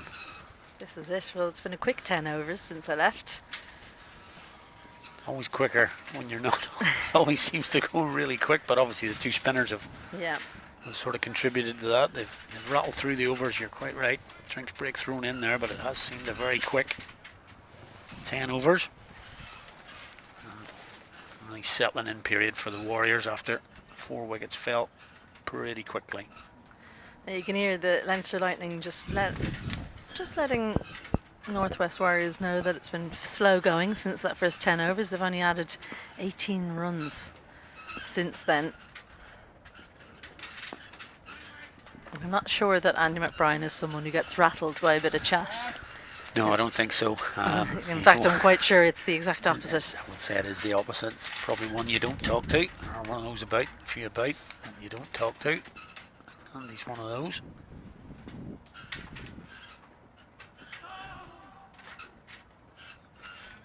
Just getting the odd one through. Oh, wait. That one was pretty wide, but very full for that kind of shot, and on a somewhat tired pitch because it's so late in the season. I think maybe the front foot would have been the better option.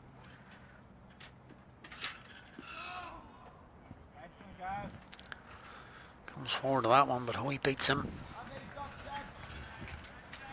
The real difficult one, as I was just saying to Craig, that they are really in defensive mode now, but again, you can't really blame them. Watch 4 wickets go for, as I say, only really Doheny bowled out. So you can fully understand the fact that they want to just bat for a while. But when you get in that mode, it's difficult then to sort of see the bad ball and put it away, and well, there haven't been too many, to be fair. Well, I think that's the thing. There won't be too many bad balls when you don't put pressure on the bowlers. Oh, he's given it. He's given that. Andy McBride again, not happy. Andrew Balbirnie purses the lips. Well, I think that McBride, he shuffled outside off stump. He felt like this was a safe shot because he felt he was hit outside off stump. I have to say, I think that might have been a tough one for McBride. Yeah, that was my initial feeling, that he had got himself outside off stump. That was my initial call. It needs to be seen when we get the replay. Here it comes, and make your own mind up here. I thought he was outside off when the impact was. Oh, maybe just in line with off stump. It's close. It's closer than I thought, but I would still go on the 50-50 there, and you would go in the favour of the batter then, possibly. But just the way it is for the Northwest Warriors at the minute. The 50-50 decisions aren't going their way. Well, I feel like actually looking at that one, it's because it's quite slow turn with the pace of the pitch. I reckon at least part of the ball was in line with off stump as it made contact with McBride there. So, very patient innings of 10 comes to an end there for McBride and closes out that over with the wicket. Yeah, and that's the problem when the runs aren't coming at any significant rate. If you do lose a wicket then, which is what's happened now, and you've really gone nowhere on the scoreboard for no real benefit in a way. And they've lost McBride. Jared Wilson comes out to the middle now. Again, half the side out, less than 100. Difficult times again for the Warriors. You wonder, Scott Macbeth, maybe that shot just showing he's going to change his mindset, go a bit more attacking. Yeah, he may well do. As I mentioned before you came on, he does like to hit spin out of an attack. Certainly in his club side, that's his game. And, but obviously a skipper had a chat with him and say, like, it's not really the situation for that. But he may now sort of adapt. I think he'll attack a little bit more, but it's about how Jared Wilson goes about helping him, staying at the other end. Just punches that one down to long off.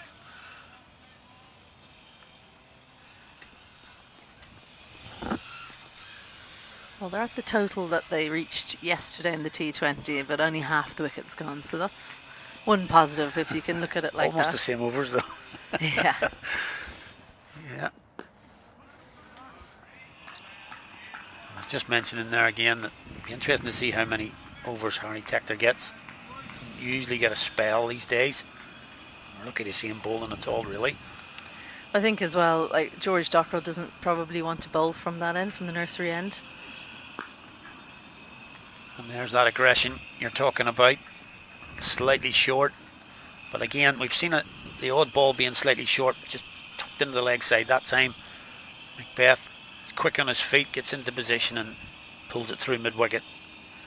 Yeah, really quick on his feet, transfers the weight onto the back foot, clears the front leg, and I think the key there is he's played with kind of a straight bat. He hasn't tried to play a regular pull shot. That's gone all the way past the covers, so they'll have a little break while they retrieve the ball. Just catching up on the score a little bit here. I was 4 off the final delivery there, so after 22, 86 for 5. Yeah, first boundary in a while. Macbeth. There are signs that he is looking to be slightly more aggressive.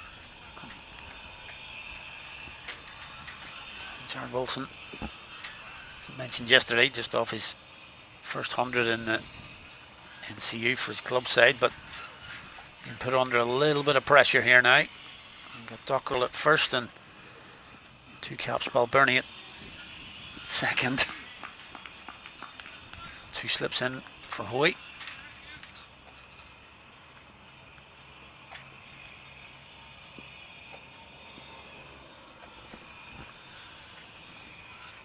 Andy Balbirnie has gone to his knees there.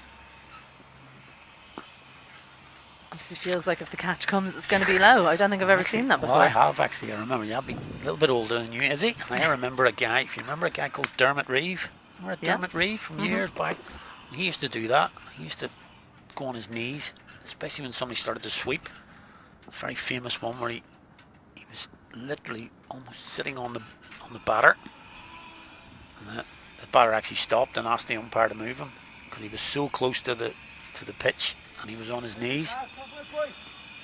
But it's really interesting to see that.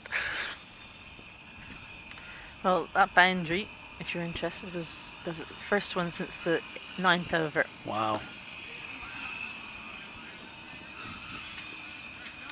Yeah, so it really was a patient display. I mean, no surprise they only added 17 in the second 10 overs, Northwest Warriors. Yeah.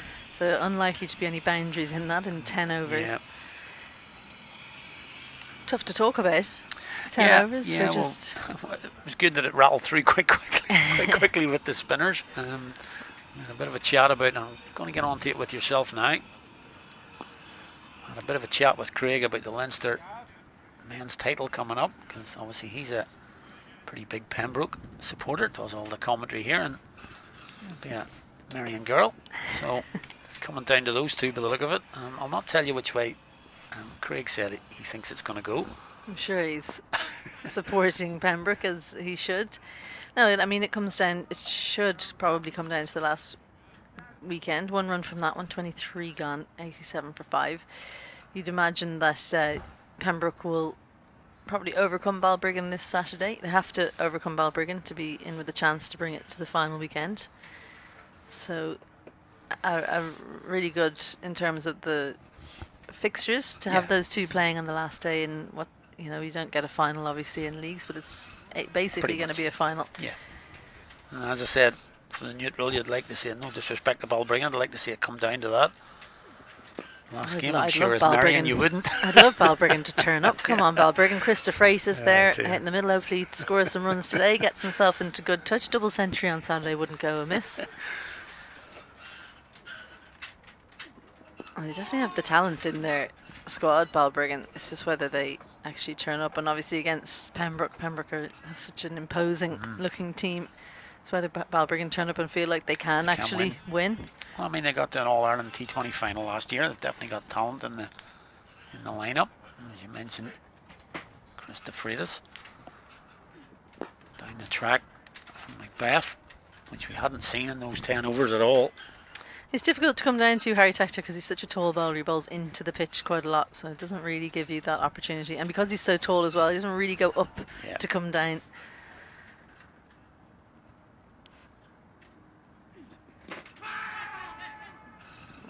Bit of an appeal from the bowler, not from the keeper. John McNally chases down. No, he's an excitable bowler, Harry Tector. Definitely a batting bowler who always thinks he's in with a chance for a wicket. Yeah, there's a few of those about as well.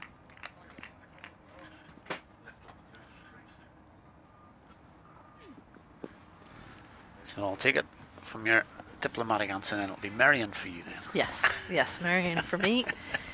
That's Good 1 all. I don't have to. That's 1 all. You'll have to. I'm going to stay on the fence. Split. Oh, right, okay, that's how it's going to go. Well, I was actually saying I wouldn't mind coming down to watch that game if it does take place, because the NCU season could be finished this weekend. So, as I say, hopefully it gets down to that Leinster decider. Have to see if they'll do a live stream for it, and you can commentate over it. Of course, Ireland playing England. That'll be the celebration drinks for Pembroke if they do manage to win the league. Oh, if ever there's an Irish picture, there it is. right there. I mean, just pulling in. It gives you an idea of the social side of Pembroke. Boy, oh boy. Hopefully that's only the first truck. Hopefully that truck's leaving with a few of those barrels. Oh, that's good stuff. There's lots and lots going on down here in Pembroke Cricket Club. You see a lot of tag rugby during the week. You've got Monkstown Rugby Club, I'm sure will be ready to take over very shortly. Beautiful looking seam that from Gavin Hoey, but so unjust is cricket. That's going to go all the way for 4. He just plays with soft hands, so Macbeth and another boundary within a couple of overs. You can see Lorcan Tucker, that's just high unlucky there, just because it's Scott Macbeth on strike. That's brought me exactly where Andrew Bulburney was on his knees for Jared Wilson in the previous over. Because it's a batter who's been in for a little while, they change it up. And he gets 4. Again, the nice footwork we've seen from him in the past few overs, picking up length a little bit better. So just rocks back, plays with a straight bat again. So we saw 1 or 2 players playing across the line of Gavin Hoey yesterday, and you could see when he saw that he bowled that bit straighter to give himself the opportunity for the bowled. Yeah. That's the case. I think you're right there. Scott Macbeth does seem to be picking length and moving his feet a little bit better.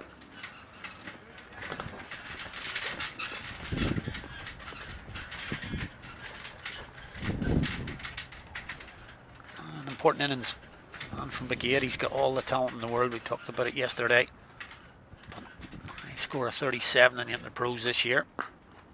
He's a better player than that. Got a couple of hundreds in the Northwest League and one in the Irish Senior Cup as well.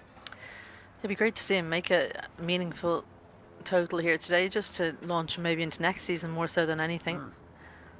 Northwest Warriors batsman helps that one leg side. Good power just shown there from a drag down from Gavin Hoey all the way for 6, and he barely looked like he tried to hit that one, Wilson. Well, yeah, good thing was there that he again got in position. Probably the worst ball that he's bowled, even though it's on line, but it was short. Wilson got in position. Nobody out on that boundary. Brings up the 100.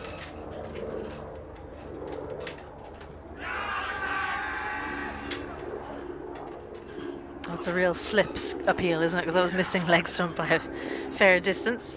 An expensive over from Hoey, 11 from it. Halfway through their innings, they're 102 for 5, Northwest Warriors. Yeah, 11 from that one, which was 8th. So he'd only gone for 13 in his first 7. Just a bit of a drag down there, put away by Wilson. And the 100 up halfway through.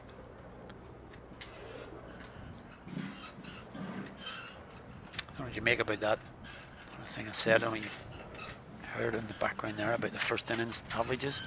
268 last year. First innings at an IP50 was the average. It's 212 this year. So I'm not sure whether that's... Oh, it's a good shot. It's going to be another boundary. It's raining boundaries now. You've come on. Well, this is just played online. Too far down leg side, gets the swivel on. And John McNally had a kind of an opportunity to close it off, bouncing just to his left. You have to have a bit of luck to stop that one.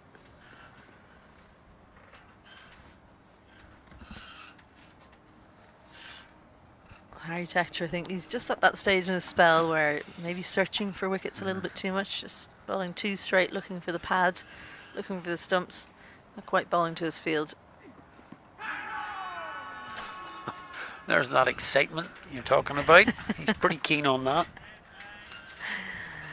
Well, if you're going to appeal, give it everything, I suppose. Why not? No Mark point in just- Hawthorne doesn't seem too perturbed. Yeah.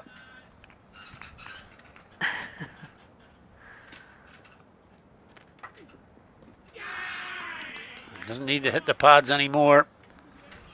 And he gets excited because he takes a wicket this time. And exactly as you just mentioned, he went straight back to basics there again. Just bowl off stump. And let the batsman make the mistake. Exactly what happened there. Should have been coming forward, I think. Yeah, well, Back foot and caught. We've been talking about how good his footwork was and judging length on that occasion. Scott Macbeth went back to one he should have come forward to, 23 from 36 for him. And yeah, he's been looking to be more attacking since the loss of his captain, Andy McBride. Should have come forward and probably blocked this one. Gets the bit of turn. Good bit of turn that from Harry Tector. Finds the gap between bat and pad as Scott Macbeth. Well, he survived an LBW shout the ball before, but loses his stumps on that occasion. 106 for 6. Yeah, pretty pleased with that one. Harry Tector. So he's getting a good run out here with the ball. And he gets his rewards there. Getting the wicket of Scott Macbeth, who, as you said, just started to open up a little bit after that sort of spell with his skipper. Well, I was actually just going to say, has this spell gone on too long? They're starting to. He is a good bowler, but he's a part-time bowler, Harry Tector, at this stage in his life. Very much started out as a spinner who batted in his younger years when he was captain of all the underage teams. He was in the team more as an off spinner, but that over, he's taken the big wicket in the context of this game of Macbeth. Brings Cameron Melly out to the middle. Like to pigeonhole players at all, really, but Cameron Melly's got that sort of reputation of a T20 player. Yeah, even with that shot, you can see the attacking mindset. He does play it really nicely, but as in an ODI or a 50-over game, you feel like bowlers can line up someone like McNally when they know that there's going to be attacking shots. They can kind of put together a 5-6 ball plan. That's it. Yeah, two or three dot balls can do the job for you. With players who are intent on keeping the scoring rate going. Hector gets his rewards in that over, as we say. He's got 6 done now. He's 1 for 18 from those 6. And the Warriors 107 for 6. Gavin Hoey, you'd imagine, will close out his spell.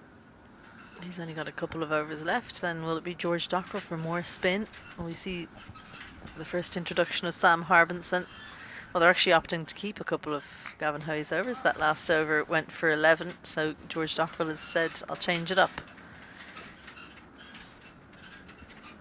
Yeah, I'm liking those shoes on George Dockrell. Nice sky blue. Quite nifty pair of trainers. Yeah, they are. They kind of look like hockey shoes, don't they? They got some spikes here. It's a question of whether he got some trainers spiked up or if someone's got funky spikes on the go. Left arm spin generally doesn't turn too many. Bowls with he tends to be a little bit loose in his first over, a bit too full, but a little bit leg side.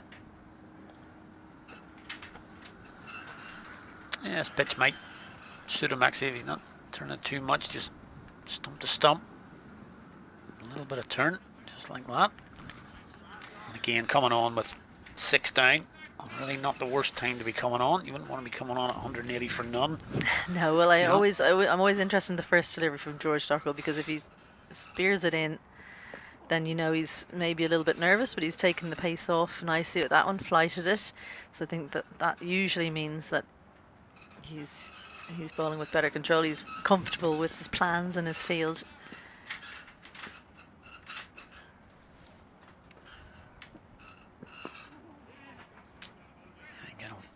One into the leg side there, called through by Jaron Wilson. Yeah, he's going to send mid on back. Mid off already back. In front of us at long off. John McNally just in front of us here. He's going to send back Sam Harbinson to long on. You can probably see on the screen there the shadows, and the sun breaks through again here. It was a lovely morning with a bit of cloud cover in that middle period, similar to the cricket a little bit. Got a little bit overcast. Well, we often see George Dockrell just look to almost swing the ball into the right-hander, but great to see him looking to get action over the top of the ball, looking to turn it.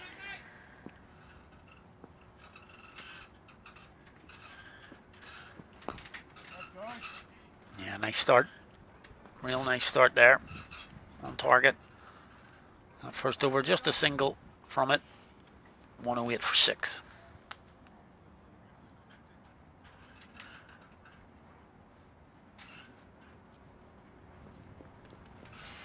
Well, Harry Tector, 6 overs so far, and he's going to continue from the nursery end. That's the overhead conditions. Nice, pleasant day down here in Pembroke. We've had a lot of windy days at the Interpros this year. Not too windy today. We don't have to get the blankets out to cover the legs today. And I think on the wall, it's quite pleasant.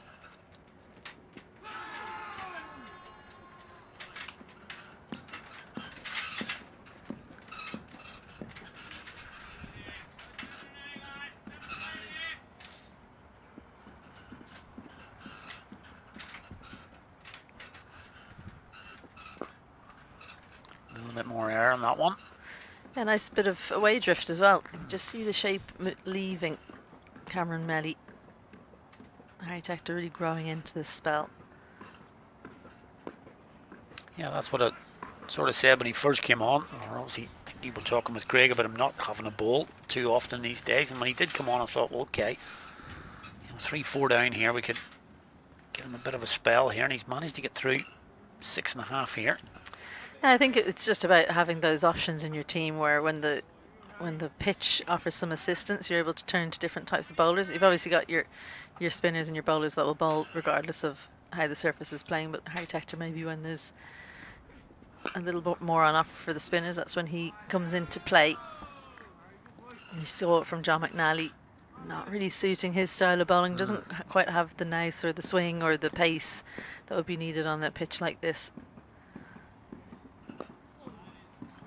Well, that's it. You know, if you have got options, which the Lightning clearly do, if a bowler doesn't come off, you're not stuck to 5. Ireland suffered a little bit from that recently, where they were going in with just 5 bowlers. If one doesn't come off, you're a little bit stuck then. But Tector's got through 7 now. It's been a great day so far for John McNally today with the ball, but the options are there for the Lightning.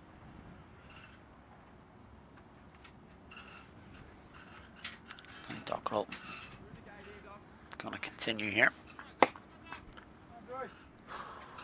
28 gone, 109 for 6, and say just the Warriors continually just losing wickets early. Never really setting the platform for a last 20.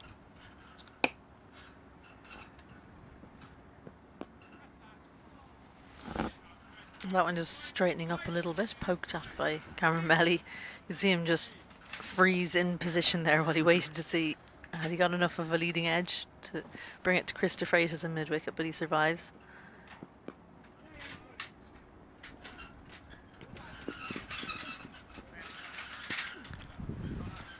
Bit of work for Tucker there.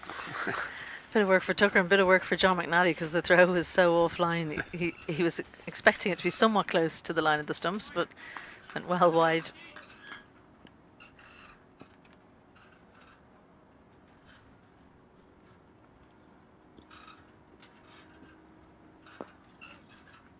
Much better. That kind of shot shows you that it's just popping ever so slightly off the height of George Dockrell. You need to cover the forward defence a little bit more, maybe a bit more of a lunge from Wilson wouldn't go straight, a bit closer to the pitch of the ball.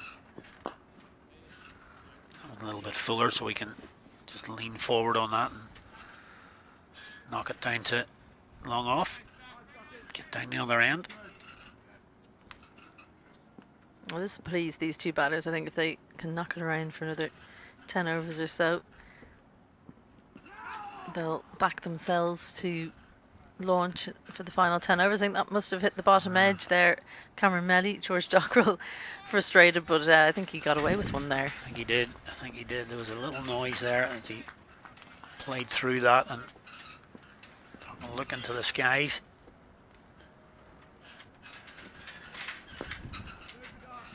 Back on it to finish the over. And just the 2 singles. There is that. Difficult to tell there. It was more when we heard it on the original, and as he just sent me that, it would have been a wide. You're right. You're right. Aidan Seaver didn't give it as a wide, so that's the signal that pretty clear evidence then that would have been. It was more Dockrell I was looking at, the body language of him looking to the sky. That I don't think you can blame Tucker for that one. No, snatched at it a little bit, and I think he just hasn't read that it was going down leg side quite as easily as he often would, so I hadn't moved early enough. Very high in the air, fielder comes underneath it. Taken Gavin Hoey, excellent in the deep, great pair of hands, and takes the wicket. He'd had enough, had Wilson. Yep. Takes on Tector, who gets his second. Jared Wilson was halfway to the 10th there. As that ball was in the air, it went well high, and he knew he hadn't got enough on it. You could see Gavin Hoey just settling underneath it, down on that boundary. And as you say, just lost the patience there. Jared Wilson, he goes for 10, and another Warriors wicket. You can see him walking off there almost. Lovely technique from, but almost popped out. That's what I call the ice cream cone. Yep, just almost popped out, but it was good technique from Hoy. Got himself well set and let it come to him, but as you say, it just nearly popped out there. Doesn't. Takes the catch and another wicket goes. just don't have the mindset, I think, the lower order to stick around for a long time, especially when you play that shot off the first delivery of an over. You're not choosing the delivery you've decided before the ball. I think when you're coming down, you're going to try and take down the off spinner.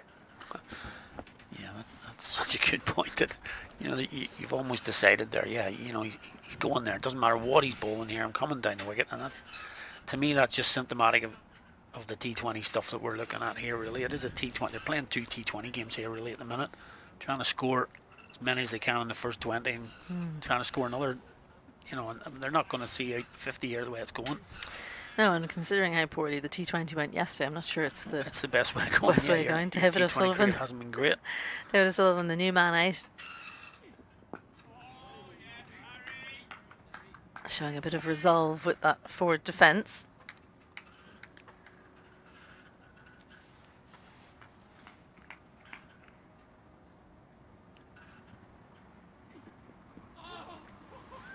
Well, he is getting a little bit of turn here. I'm not sure that was that close, but slightly straighter line. You'd have to cover that one if you're O'Sullivan. Yeah, especially second ball, and you haven't really seen how much turn there is. And the ball go. Much better to do that and get something behind it. 111 for 7.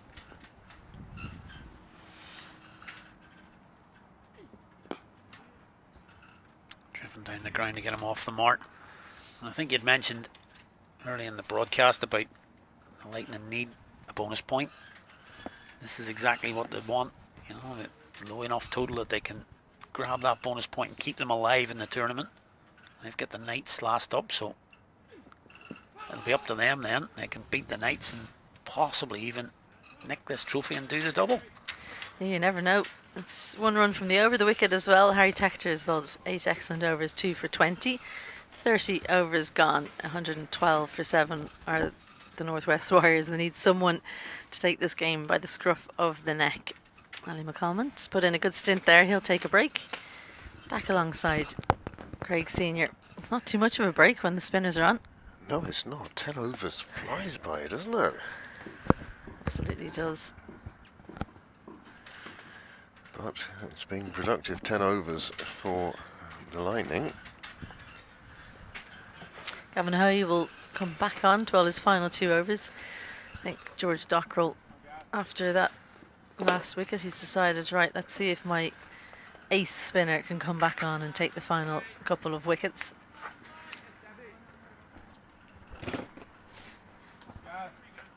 Cameron Melly and O'Sullivan being asked to do the bulk of the scoring here for the Northwest Warriors.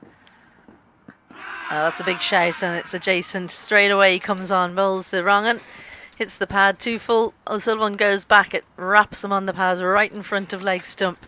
I think even he knew that was the end for him. He goes for 1, and Northwest Warriors lose their 8th. What a good bowling change that is from George Dockrell. Northwest Warriors marching toward the end of their innings there, 112 for 8. Well, again, it's a lack of partnerships for the Northwest that is condemning them to this low score. Well, umpire deciding it would have cannoned into leg stump, I think. Another wicket falls 8 down then with just 1-1-2 on the board. Going back to the subject of partnerships, well, there's been one partnership of 31 and one of 26 and one of 22. And other than that, it's all single digits. Ryan Macbeth, the new man in. Coming in late on in the innings here for the Northwest Warriors, number 10. Certainly not the man you want in for too long. He's going to have to try and bat for 20 overs here alongside Melly. Can he just get off strike here and allow Melly to try and see off Gavin Hoey's 2 overs? He's the type of bowler that can just get you out. A lot of the wickets we've seen today has been mistakes and batters getting themselves out, but Gavin Hoey has the skills to get many batsmen out. 2 slips now in. A big shout, but well outside the line there. A couple of good googlies there to open up the spell from Howie. Well, he's certainly in his groove at the moment. Another 3-wicket haul for him to match yesterday. He'll be looking to improve on that. Well, Macbeth, I don't think he's reading this out of the hand, so he's going to play at every delivery. That first googly just ensuring that he wouldn't be comfortable leaving one outside off. Is there anything worse than leaving the ball onto your stumps? Got to be right up there with worst ways to get out. It's a horrible, horrible way. You raise your bat out of the way. I did it once to a left-arm spinner in College Park, and I swore that would never happen again. You've forgotten about it anyway. No. Well, that's a dangerous game to play against Gavin Howie. Bowls at good pace, so sometimes you can think it's shorter than it is and go back just like that, but that's what O'Sullivan did. Didn't manage to hit the ball. Right in front of the stumps, given out by Aidan Seaver.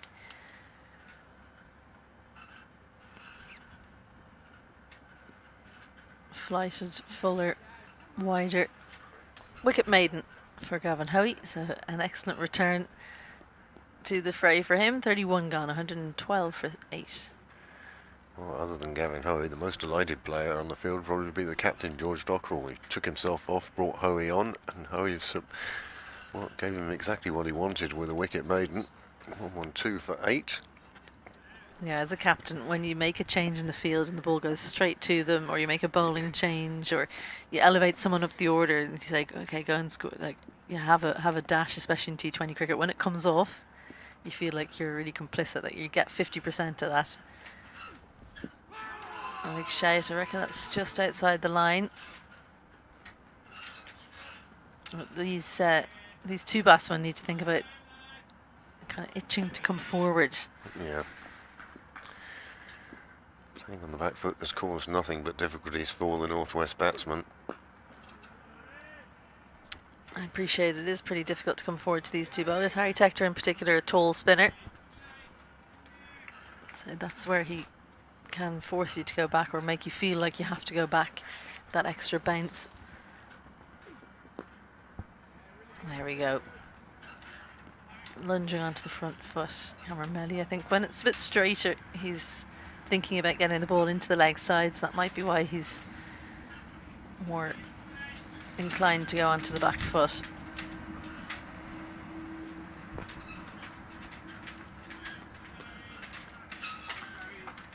It's hard to see where Northwest Warriors are going to score too many more runs. What's the kind of aim at this point? How high can they go? Well, it's taken the bat, but I reckon if it hadn't just taken the leading edge, that would have been curtains for Melly.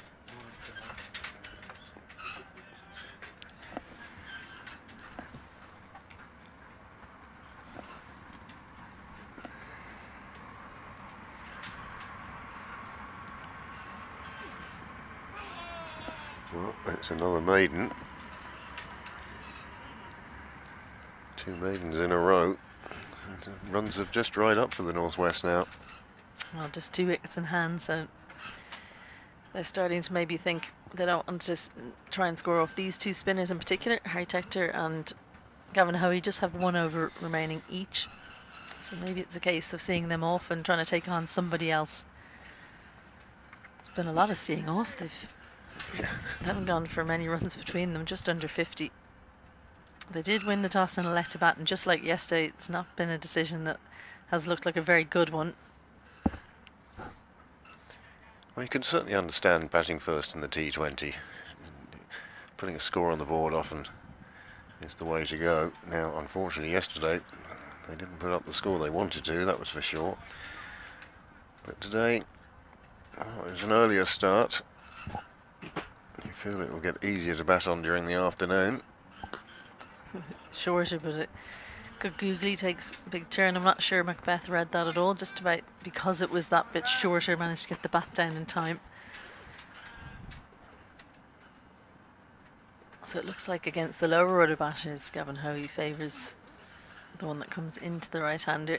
A little bit too straight there, helped leg side.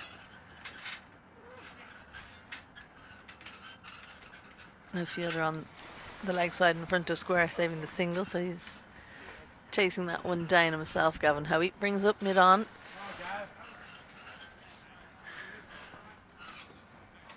Yeah, it's not often you see the bowler and the boundary rider arguing over who's doing the fielding. They usually are in different spheres of influence. But as you say, big open space on the leg side.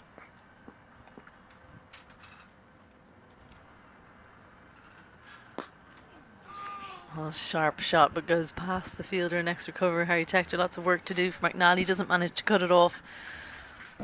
Almost running into the rope there because of the sharp curve in the corner. And welcome boundary for Northwest Warriors. Well, that must be the first one for a while. He got enough on it. McNally, despite covering the ground, and beating the ground in frustration, and not keeping it in the field of play. First boundary for quite a while. Edged, gone.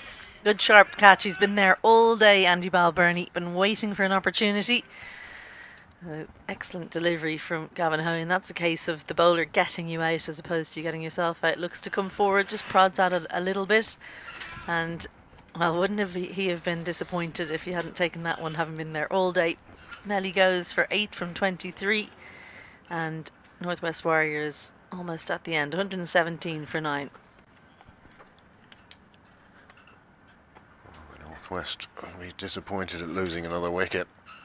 Balbirnie, Isabel was saying, he's been there all day just for that one moment. Well, the second cap came off as he took the catch. 9 down now. Craig Young, the final man to come in. He tends to go after the ball, Craig Young. You don't do a lot of training with your forward defence as a number 11 these days. It tends to be more about, right, I'm the last wicket. Let's see if I can get a few boundaries. We saw him yesterday bowled, looking to heave it over the leg side, bowled by John McNally. He's got to deal with 2 deliveries from Gavin Hoey here.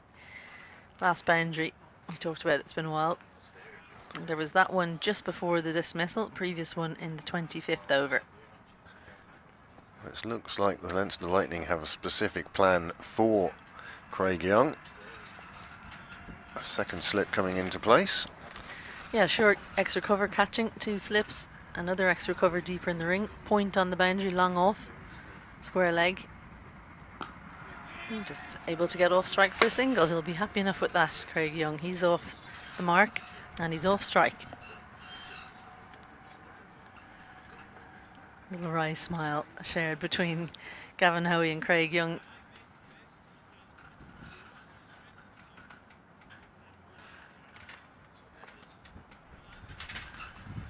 He's going to retain the same field, I think. Square leg goes straighter in front, more like a mid-wicket. There's a mid-wicket quite close in as well. Wrong, and then it's going to take the pad. I think that's going to go all the way for 4 leg pies. Well, it would have hit the stumps had it not taken the pad, but the big lunge forward saves Ryan Macbeth, and another boundary in the over as Gavin Hoey closes his spell. Well, this is one that just took the edge of the pad and beaten the bat. But that was enough to get it to run away. You could see the confusion in the slips as to what happened there. Well, I think Andy Balbirnie was wondering why nobody was appealing. But it closes with a boundary off the pad. 4 wickets for Gavin Hoey, an excellent spell. Yet again, 10 overs, 1 maiden, 30 runs and 4 wickets. So he's turned up once again for Leinster Lightning. That won't do him any harm in the eyes of the Ireland coach or the selectors. So he's done for the day. We'll probably see the reintroduction of George Dockrell, or will it be one of the seamers? But Harry Tector has a final over to bowl here. Well, he's bowled well enough that his captain has let him bowl through. Started in the 16th over.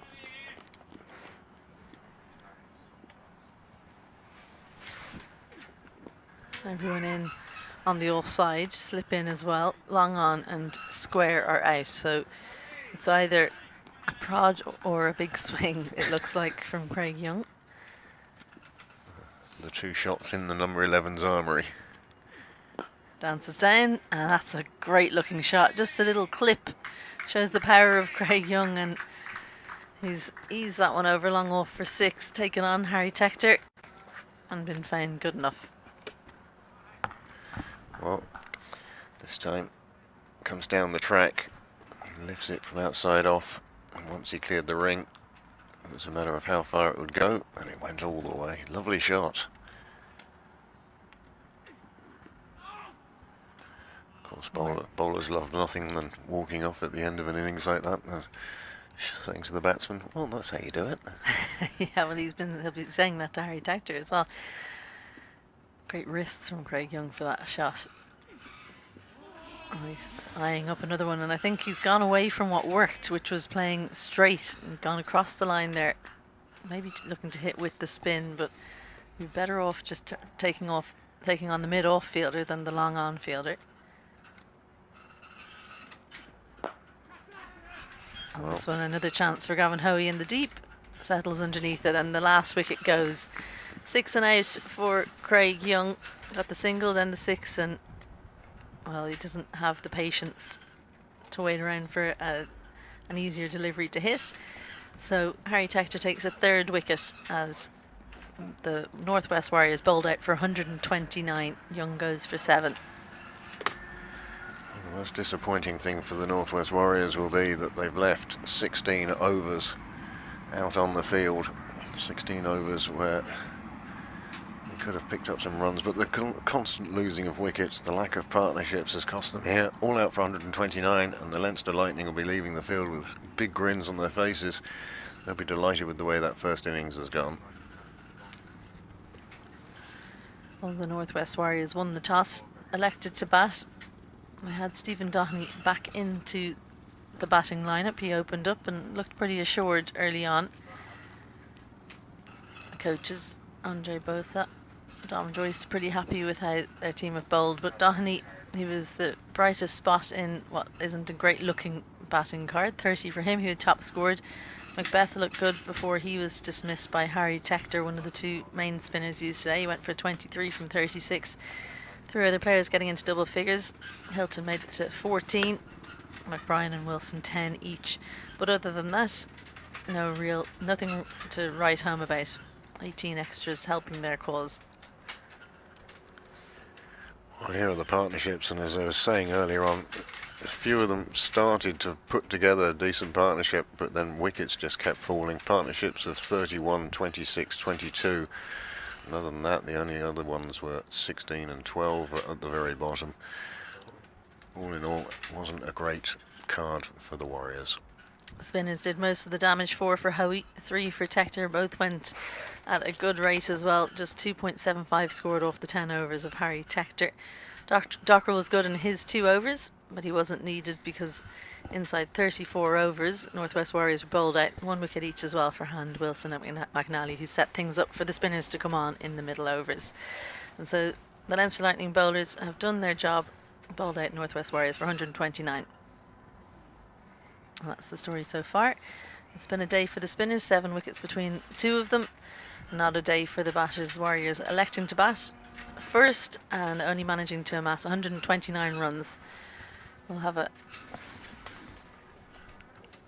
short turnaround here, so don't go too far because the Leinster Lightning will be coming out for a spell before tea in just about 10 minutes time. We'll see you then.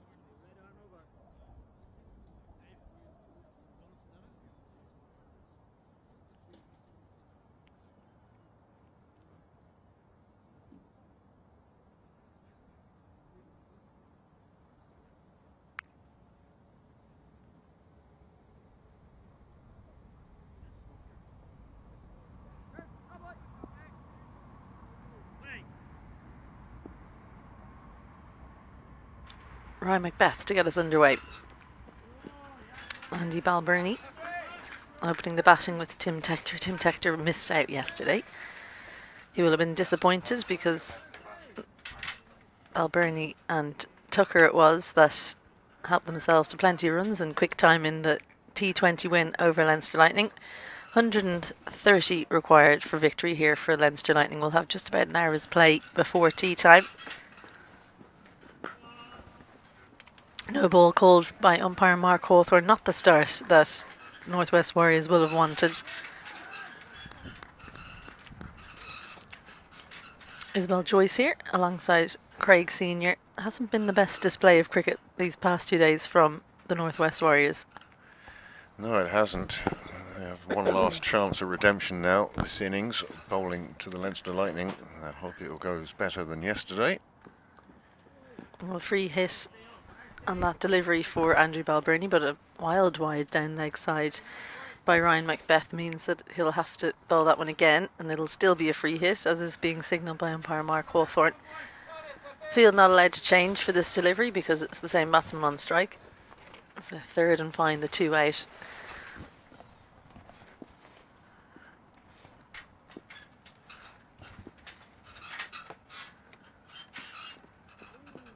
Good delivery, but missed behind the stumps. So even though he didn't make contact with it, Andy Balbirnie, it's gone pretty much the way he would have wanted, gone for 4. Well, when you get a free hit, obviously looking to clear the ropes. Balbirnie took a swing, but it wasn't there. Then unfortunately Stephen Doherty, he got through his legs and ran away to the boundary, and the 4 was there anyway, just not to a batsman. Oh well, again, repeat the dose. It's just not getting the carry that Ryan Macbeth would have wanted, or in fact Stephen Doherty. It's bouncing right when it reaches him. Skiddy type bowler Ryan Macbeth, wide down leg side, and it's gone for 5. You'd see Stephen Doherty's feet. He wasn't quite sure what to do to try and cover that one. So we've had 2 deliveries so far, and they've gone for 11. And you're defending 130, not exactly how you want things to go. And I do say we've got about an hour's play. They will go on a little bit longer than that if it's looking like a win is on the cards. Much better. Beth will be happier with that delivery.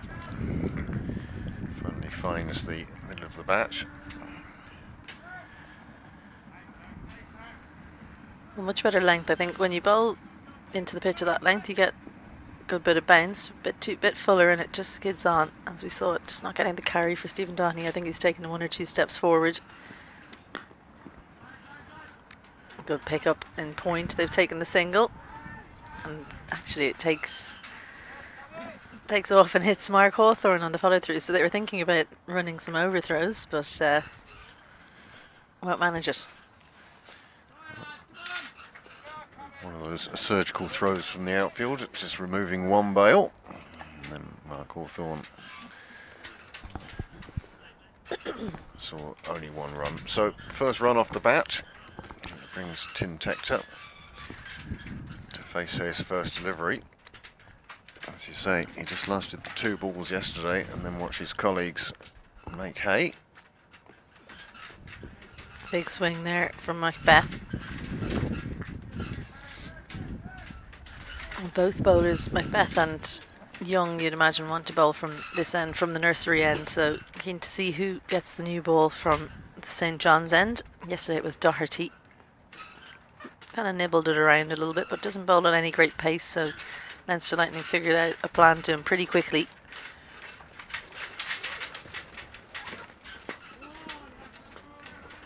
Solid defence, a much better second half to that over from Macbeth. But a fruitful one for Leinster. First one is done, and Leinster Lightning 12 without loss. Funny to look at the scores of the 2 batters. Balbirnie on 1, Tector on 0, but the score on 12. Well, when we looked through the Northwest Warriors batting card, we saw there that, well, ended up being one of the highest scorers was extras with 18, and yet already with 1 over gone, Northwest Warriors have given 11 of those back again. I'm not used to seeing Ryan Macbeth bowl an over like that, I have to say. Usually bowls with good control. Doherty it is then at the new ball, 2 slips in place. Third and fine, the 2 men out. Sorry, O'Sullivan. Well, he made his debut in T20 into provincial yesterday.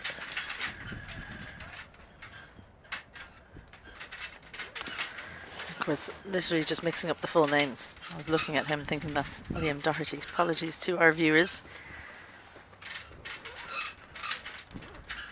Pulls a pretty heavy ball. We talked yesterday about his hinge at the hip. That's something you want as a seam bowler. If you can possibly get a good hinge at the hip, it can really help you finish the action off. And as a tall man, you'll bowl down into the pitch. But just doesn't approach with any great speed. O'Sullivan, we saw yesterday, Lorcan Tucker shuffled down the pitch and just changed the length. That seemed to pay dividends for him. Sullivan, as you say, bowling into the pitch at the moment. Batsmen new, they're just seeing their way through at the moment, but Sullivan, 3 dot balls, but delighted with the start to his spell.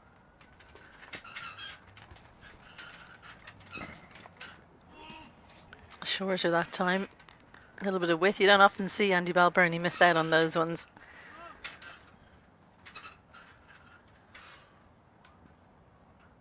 You can already see much better carry from O'Sullivan, despite the fact that he doesn't bowl at the same kind of pace as Ryan Macbeth. Just a different type of bowler.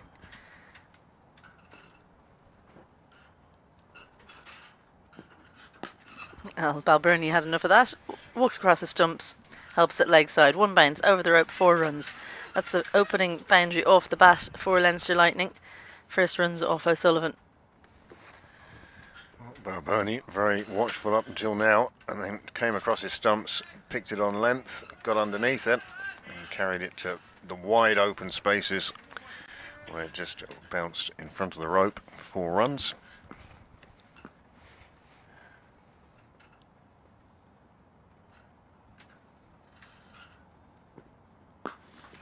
Nice looking shot down the ground. So it'll be back-to-back boundaries for Balbirnie. Just had a look at 4 and helps himself to 2 boundaries to close out the second over. Well, this is a lovely shot. The bowler going a bit fuller after the previous boundary. Balbirnie finds the rope again. This time, classic shot on drive, down the ground. Another good over for the Lightning. 20 without loss after 2. You can see the positioning of the mid-off and mid-on quite wide because the pitch a little bit slower than we're used to in Pembroke today, but the lack of pace of O'Sullivan means that they possibly should think about coming that bit straighter. But it's Macbeth again now from, and it wraps him on the pad, but it's going to go into the offside for a leg bite. Bowling from the nursery end there, Macbeth. One of the things I did notice, the difference between the 2 teams, looking at the wagon wheels for the T20 yesterday, that the Northwest Warriors, a lot of their shots were square of the wicket, but the Lightning up and down, which is a much shorter boundary as well.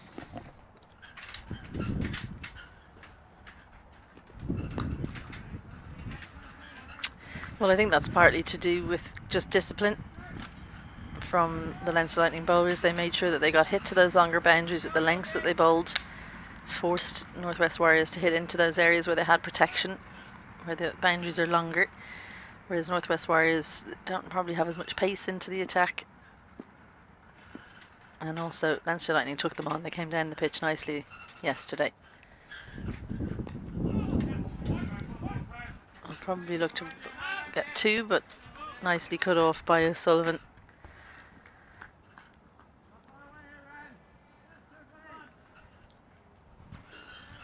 Tim Tector missed out yesterday, as we've said. He'll want to see his team home today, but he is an attacking batsman. He's an attacking opener. Doesn't like to allow bowlers just to bowl at him.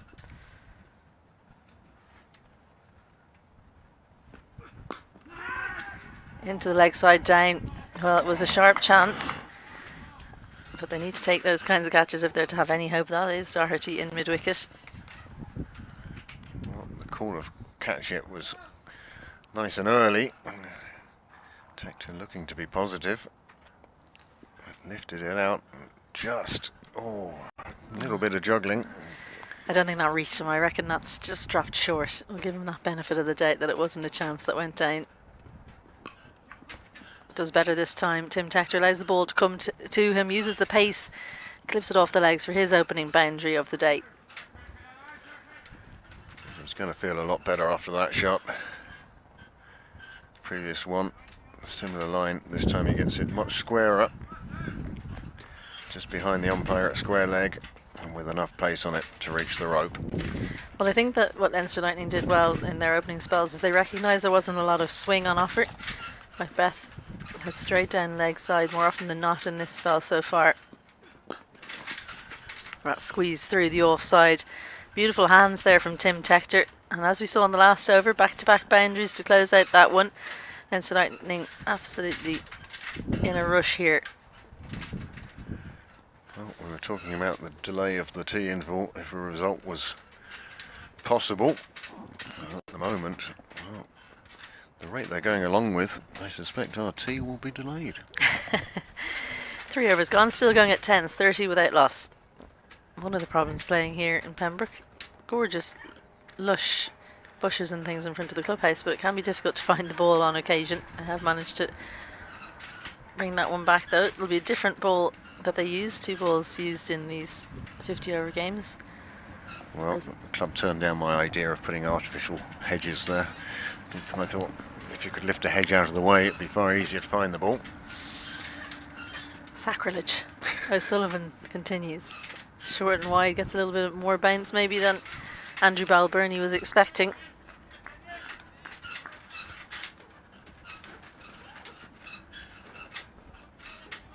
O'Sullivan's previous over, 4 dot balls, and it was then followed by 2 boundaries off the last 2. Still 2 slips in place for him.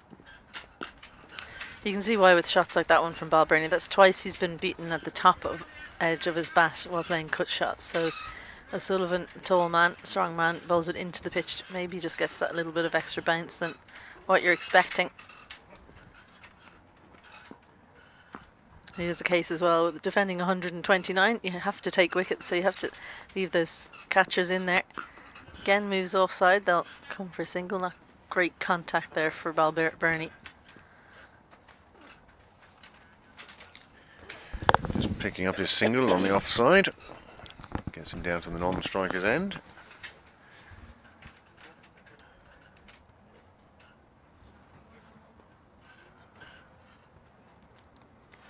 You never seem to see Andy Balbirnie getting too aggressive or too defensive. It's just level, plays each ball on its merits. Well, first signs of any lateral movement off the pitch from O'Sullivan there. Save the best delivery he's bowled so far for Tector. You're right, I think that's though sometimes in the gait of the player, isn't it? Andy Balbirnie, the way he plays, he never looks like he's even trying to hit it too hard. But I'm sure in his brain he's thinking that he's put in 100% of a swing. Short, wide, given the treatment. Dealing in boundaries here are Leinster Lightning. And the first 4 deliveries, just like in his opening over, pretty good, but the second last ball goes for 4. This time Tim Tector in on the action, in on the act. Well, Sullivan on this case going almost outside the blue line for the wides, but Tector, he took that width and turned it into a boundary very quickly. We've seen Balbirnie miss a couple out there. He's gone on the back foot. Tim Tector opting to stay on the front foot, so maybe that's better tact against O'Sullivan.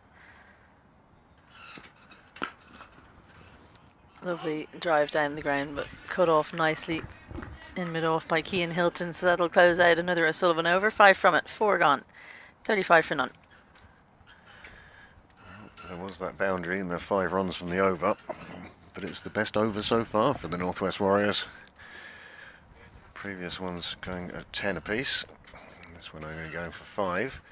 Both batsmen though starting to feel like they're getting themselves in.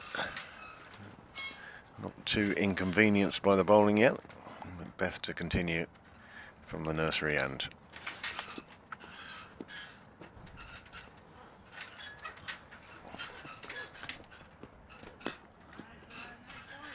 Good start to the over. Just stick around off stump, fourth stump, and you shouldn't go too far wrong.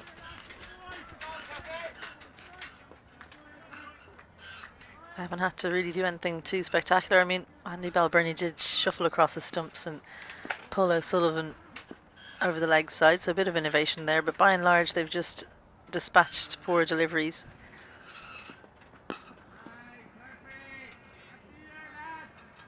So many times we say this at club level, keep out the good ball, wait for the bad ball, there will be one along, and that's exactly what the Lightning are doing at the moment. That's the thing that Leinster Lightning didn't allow for Northwest Warriors, really. There were a couple of two full deliveries, maybe a bit too short, especially John McNally, I think, couldn't quite find the right length for his pace of bowling on this pitch, but by and large they bowled with good discipline. Push through the offside, that should be a couple.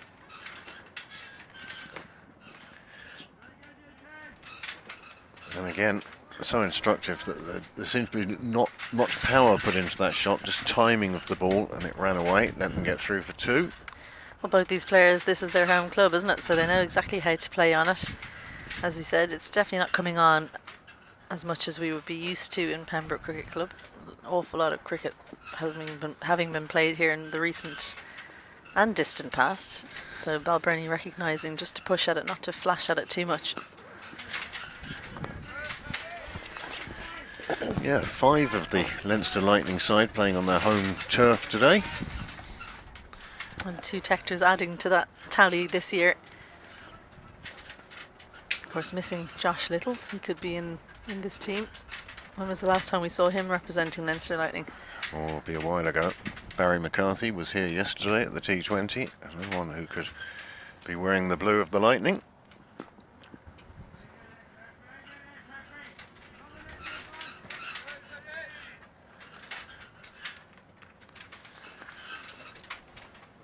I mean, the one thing about the interprovincials and the international calls is how often do we see our Irish internationals playing for Pembroke here at Sydney Parade?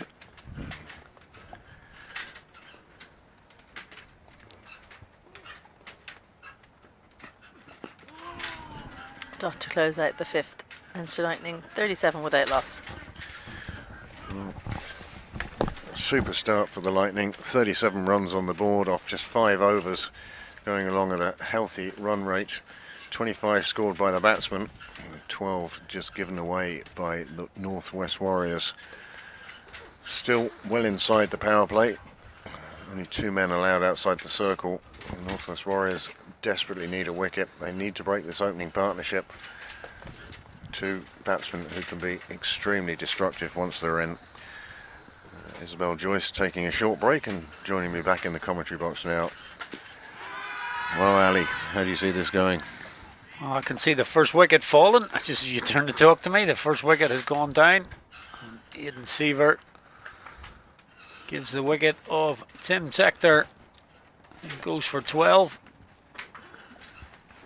Trudges off.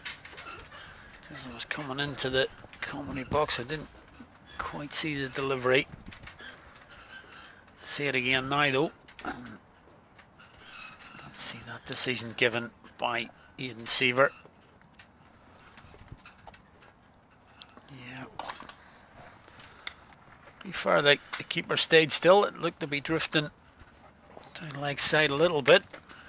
Usually go with the keeper's gut feeling. The keeper did stay. Doherty, he wasn't heading down leg, so but a what you would call much needed breakthrough for the Northwest Warriors. That has brought out Christopheridis to the middle. And I would say if you were a Northwest Warrior, no disrespect to Christopheridis, but I'm sure you're glad that it's not Lorcan Tucker after yesterday. he came in at 3 yesterday when Tector went for naught and smashed it all round Pembroke. But Christopheridis No mean player in his own right. Left-hander. But at least it's the breakthrough for the Warriors. 37 for 1 to the 6th over.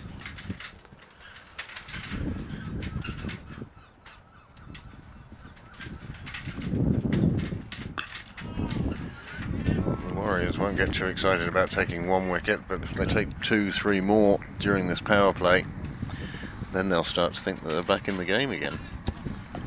I love your optimism there. To be fair, you're going to be optimistic. People who know me say you're a fairly negative outlook on things. But that's severely optimistic there. 37 for 1 off 5. But yeah, look, I've seen strange things in cricket happen before. I just have to go on the evidence I've watched over the past day and a bit, and there's just a massive gulf between the two teams here that we've seen so far.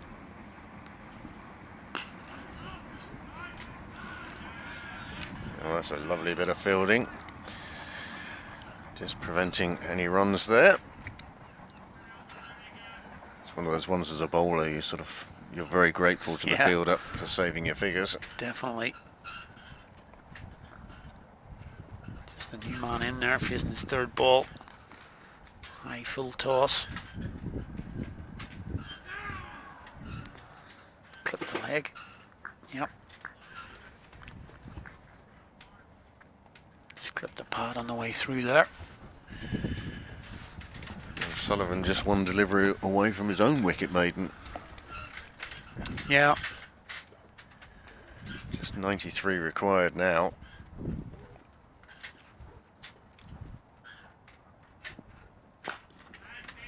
And yeah, I'll pick up that wicket maiden, so I'll get over. Good back-to-back overs actually. Last over, 5th, Ryan Macbeth bowled was much tighter. And that one picks up a wicket with the first delivery and then follows it up with 5 dots to De Freitas. 37 for 1 from 6. You may see a different approach from the Leinster Lightning, having sent De Freitas in at 3. As you say, Lorcan Tucker came out yesterday and, what was it, 60 off 26? He really went after the bowling. De Freitas, on the other hand, just on the fringes of the Leinster Lightning side, he'd really want to impress here today. He's got plenty of overs that he can take to play himself in, as Burney just nonchalantly Caressed. Just caressed through the covers for 4. Lovely, lovely shot. Yeah, just watch him just lean into this. He just leans into it and then doesn't move. Just pushed into the offside. Races away for 4. Languid 4.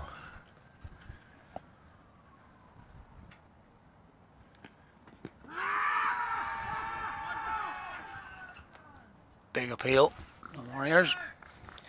It was one of those appeals that started with the bowler and everybody followed him. Just watch Dohney this time. He's pretty good at that, Stephen Dohney. I'll give him his dues. I like watching keepers. I'll give you a good clue. If you can manage to stay still, then maybe just call the umpire the odd time. Oh, we're actually getting a few drops of rain at the moment. A shower from an errant cloud.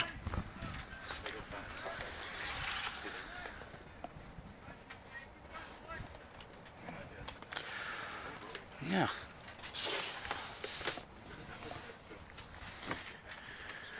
It's only going to be a short shower, I'd say. Been and gone. I'd say so. Looks okay out there.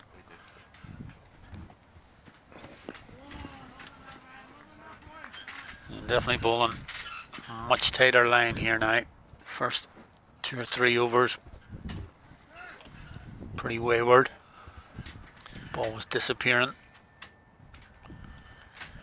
Yeah, it took a couple of deliveries getting past him for Stephen Downey to take those couple of steps further up. Yeah.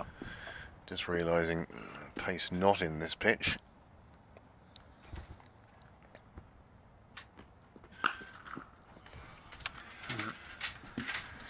Yeah, we go back to width, just clobbered Nice. over the offside for 6. So quickly onto this. Had to reach for it. Bit of bottom hand in there. But a super shot. 47 on the board now.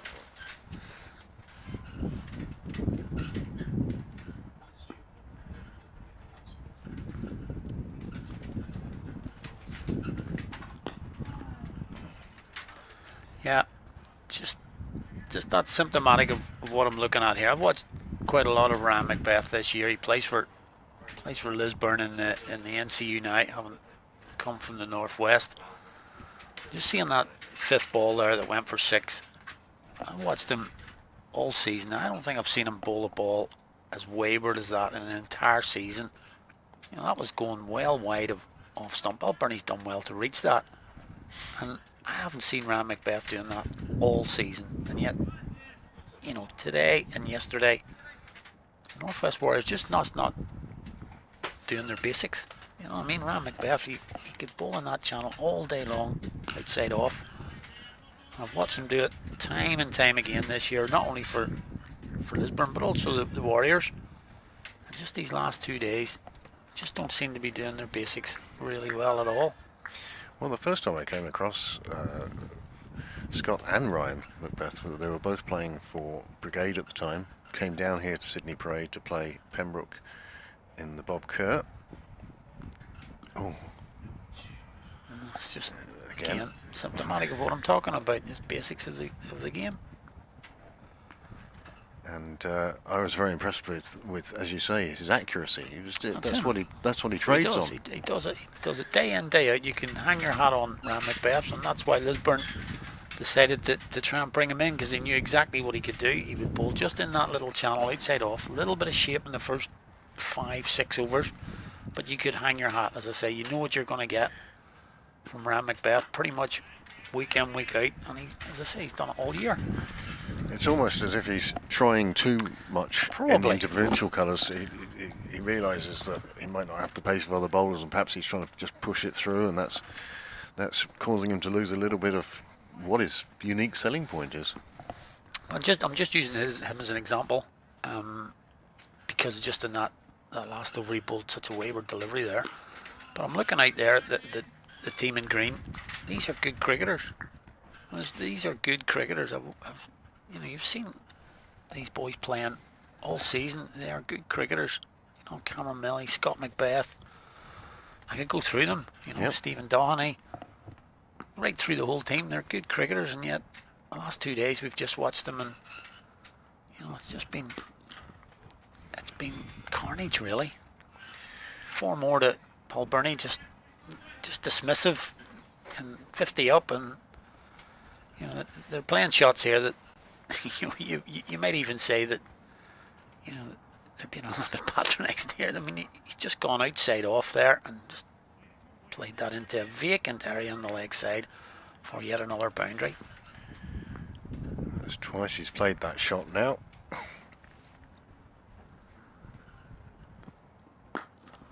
That'll be a 4. That's a ridiculous to the sublime, maybe.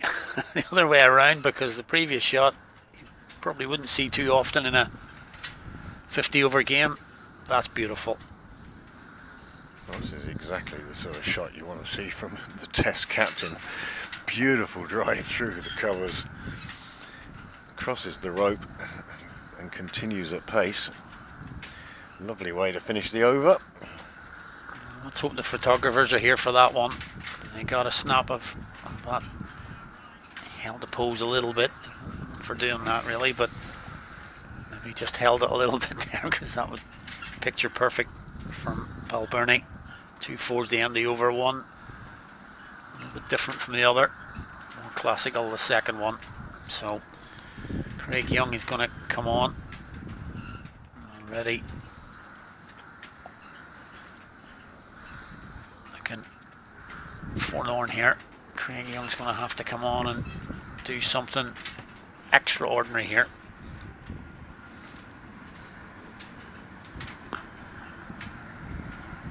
Christopher is standing at the other end watching Balburney in that previous over, thinking, Okay.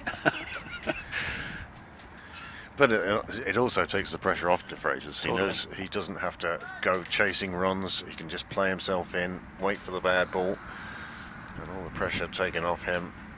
By the Lightning bowlers restricting the Warriors to 129, but also Balbirnie's doing a good job. Calls through. De Fraser's there. Dog in the favour there. Gets him one. Takes the glove and just drops into the leg side. Yeah, we think at the end of that last over we saw Andy McBride going through a little bit of a warm-up. So he may come on for the last ball of the power play. It was the sort of warm-up a 15-year-old does when they want the skipper to realise that I want a bowl, I want a bowl. McBride, of course, is the skipper. Just too short. Just too short. Balbirnie has all the time in the world there. Look how much in front of square he's pulled that. Actually nearly seemed to have to wait on that delivery in order to hit it. It also didn't seem to sound right off the bat. It wasn't quite middled or timed, but had enough power on it to reach the boundary.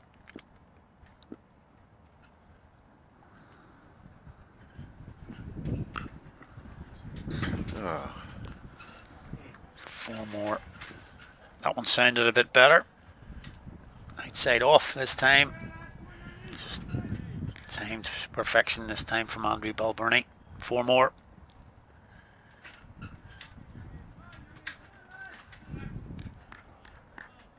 Well, this is a super innings from Balbirnie.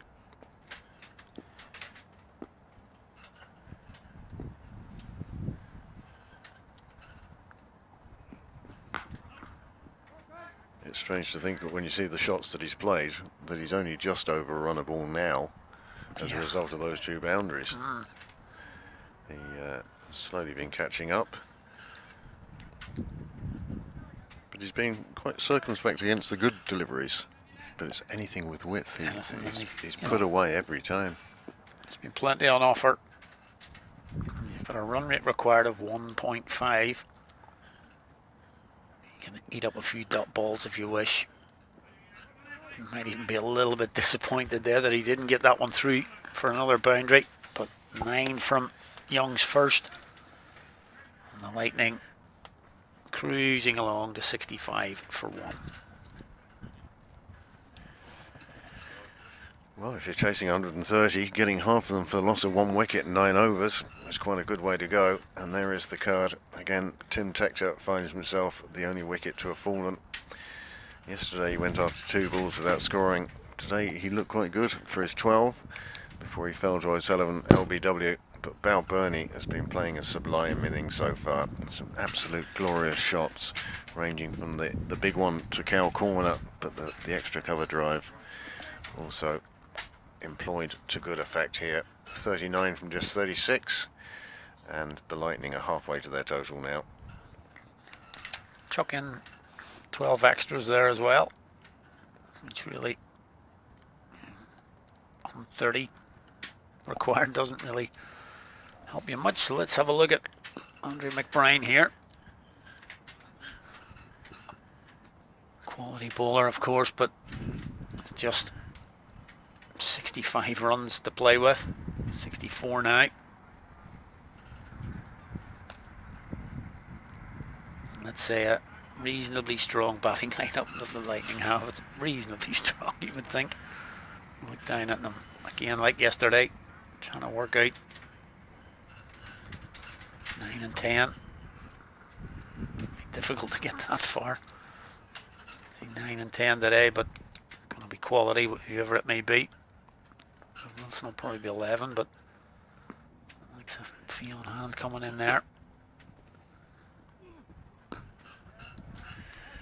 I mean, yesterday you didn't see Harry or Tector or Sam Harbison, George Dockrell himself, Fionn Hand, and Gavin Hoey with the bat would have been interesting.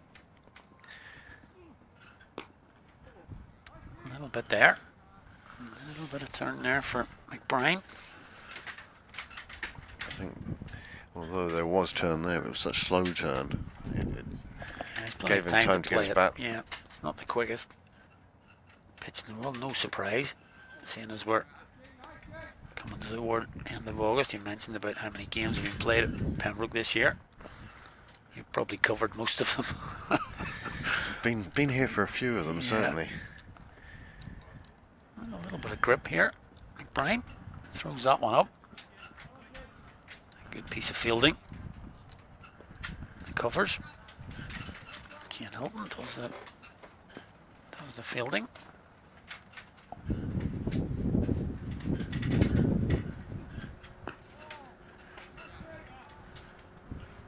Measy comes in. A little bit of control to proceedings from Andy McBride. And after 10, the power play done. And as I say, Leinster Lightning ticking along here. 66 for 1. Just chasing a reminder, 130. A few quick stints in the com box here as we're heading up towards the innings break. Delighted to have Isabel Joyce back again. So we get that luncheon interval. 66 for 1. And as I was saying to Craig Senior there, it's a bit of a walk in the park here at the minute for the Lightning.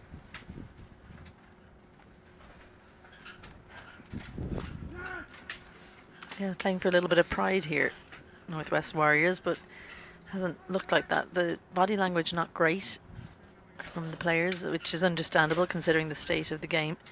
But it's one of those where I think as a bowler in particular, you have to try and break the game down into your overs. What can you achieve from the game? Craig Young is cutting a frustrated figure there out in the middle with the ball. But at the same time, he's been expensive himself. Gone for 10 in 1.1 overs. He's the senior bowler in the team.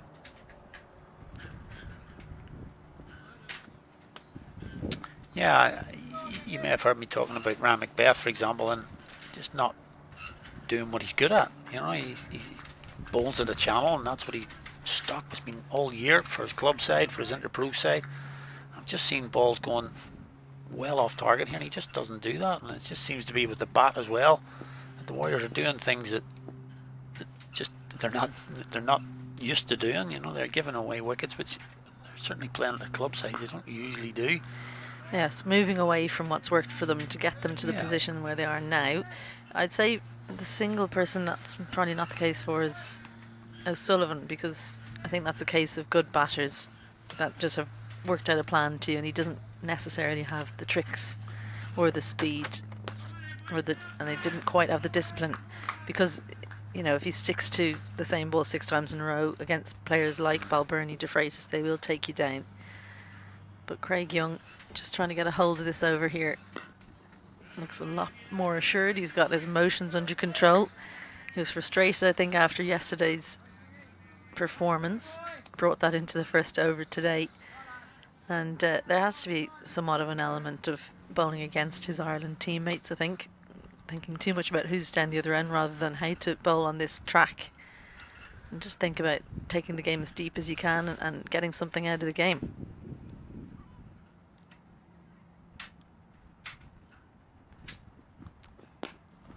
Yeah, I think that's a really good point. That, you know, even for people watching here and maybe youngsters or something, maybe the day's not going for you personally or the team, you can still rather do it personally and try and do the best that you can personally.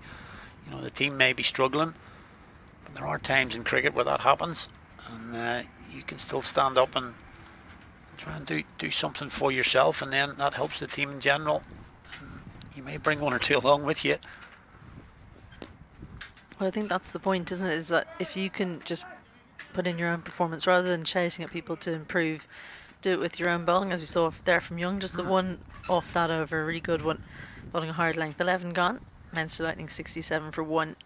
But if you can put in a good performance, you can usually get a few people to start coming along with you. Maybe the fielding, there's an uptick in that.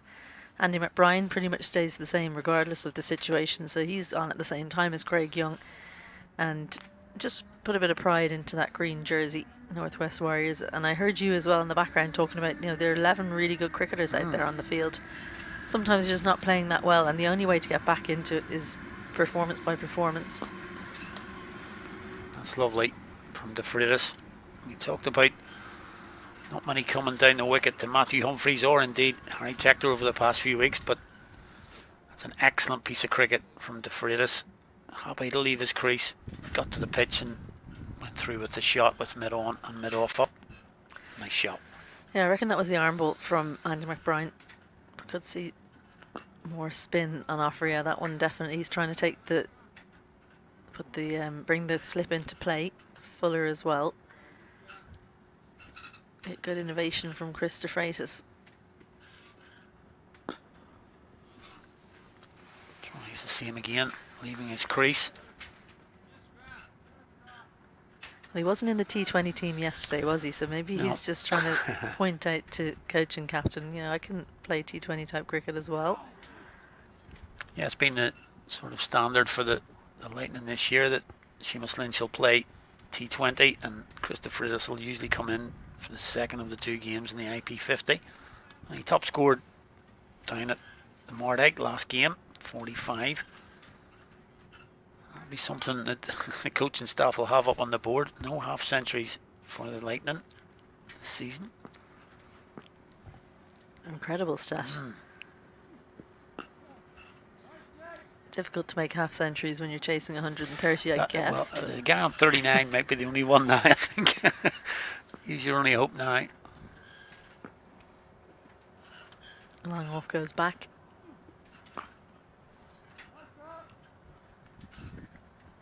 And there's another over, 12 gone. Going at exactly a run a ball. So it's 72 for 1.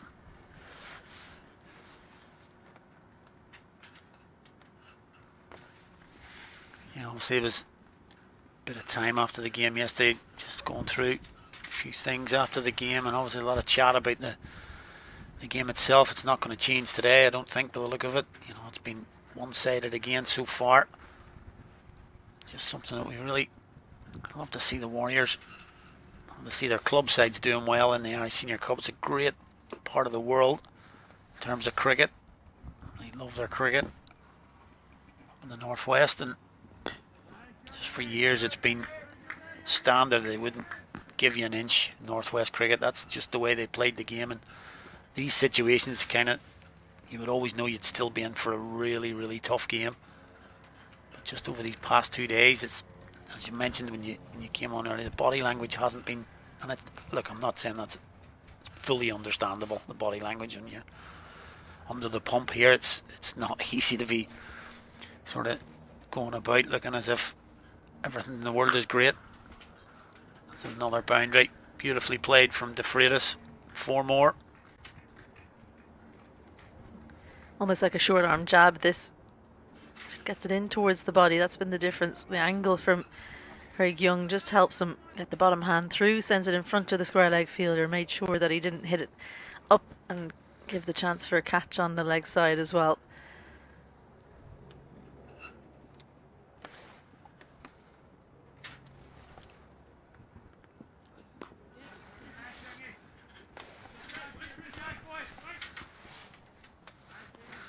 So the table, the way it stands, Leinster Lightning on 7 points. You'd imagine they'll get the win today, but they'll be searching for a bonus point. Yeah, bonus point is what they require as they're 10 behind, so you get 4 for winning the game, obviously, which they're looking like they're going to do. Bonus point comes in if your run rate that you end with is 1.25 over the run rate of your opponents. So looking at this today, obviously 130 on the board. It's only a run rate of 2.5. So, we're going at 6.08 here at the minute. They're going to comfortably do that. When you're batting second, it basically is 40 overs. If you get the total within 40 overs, that means you're 1.25 ahead of the other team, and you'll pick up a bonus point. So it's pretty much 40 overs in a 50 over game. Different if you're winning the game having batted first, then it is the 1.25 actual run rate sort of thing. So look, if the if they get over the line here, and the other thing that this is going to do is not only will it get them a bonus point, it'll really close up that net run rate with their Knights, which at the minute is heavily in favour of the Northern Knights. And if they do get 2 5-point wins, it'll come down to run rate then, because both teams will have beaten each other once. So it initially goes head to head. In that case, it'll be 1 win for the Knights. They'll have to win obviously the next game, the Lightning. That means they'll have beaten the Knights, so it'll be 1 each, and then it'll go to net run rate, because they'll both have the points. Currently net run rate, Northern Knights on the top with 17 points at the moment. They've got a net run rate of 1.79. Leinster Lightning in third. They'll remain in third after this game because Munster Reds have 13 points. But Leinster Lightning's run rate is negative 0.52, so they'll go above the positive after this game. You would think so, yeah. But they'll really need to not only beat Northern Knights. It's that game up in Belfast when I remember the game really well when I arrived at the ground that day. Let's break off here to see Brian. Yeah, I arrived at the ground that day, and I was going to go for 4. It's going to beat the man at fine leg. I thought I was going to get that, but it runs away for another boundary. Takes the Freitas to 18 now. It's a little bit too far down the leg side. He's batting on leg stump, inviting McBride to bowl at him, but shuffles across, and a little bit of deft touch takes it past the fielder in 45. Yeah, that game up in Belfast, and they lost the toss, the Knights, and it's going to be another boundary. I'll get this out yet. It's going to be another boundary. No, they're going to pull it in. Yeah. Yeah, they lost the toss that day, and it was a bit of doom and gloom because they thought it was going to really take a lot of spin later, and with Gavin Hoy bowling the way he was bowling at the time particularly, they thought they were in a bit of bother, but they bowled the Lightning out for about 120, and then Jason Van der Merwe went out and blitzed it all round Stormont for about 7 or 8 overs. That will be another boundary this time, so we're just dealing in 4s and 2s here at the minute and racing towards this target. Let's just have a look at this from Christopher Freitas. This really shows you the strength of his bottom hand. The way he's able to just whip the bat around here. Bottom hand rolling slightly over, takes it past the fielder in backward square. That strength in his bottom wrist.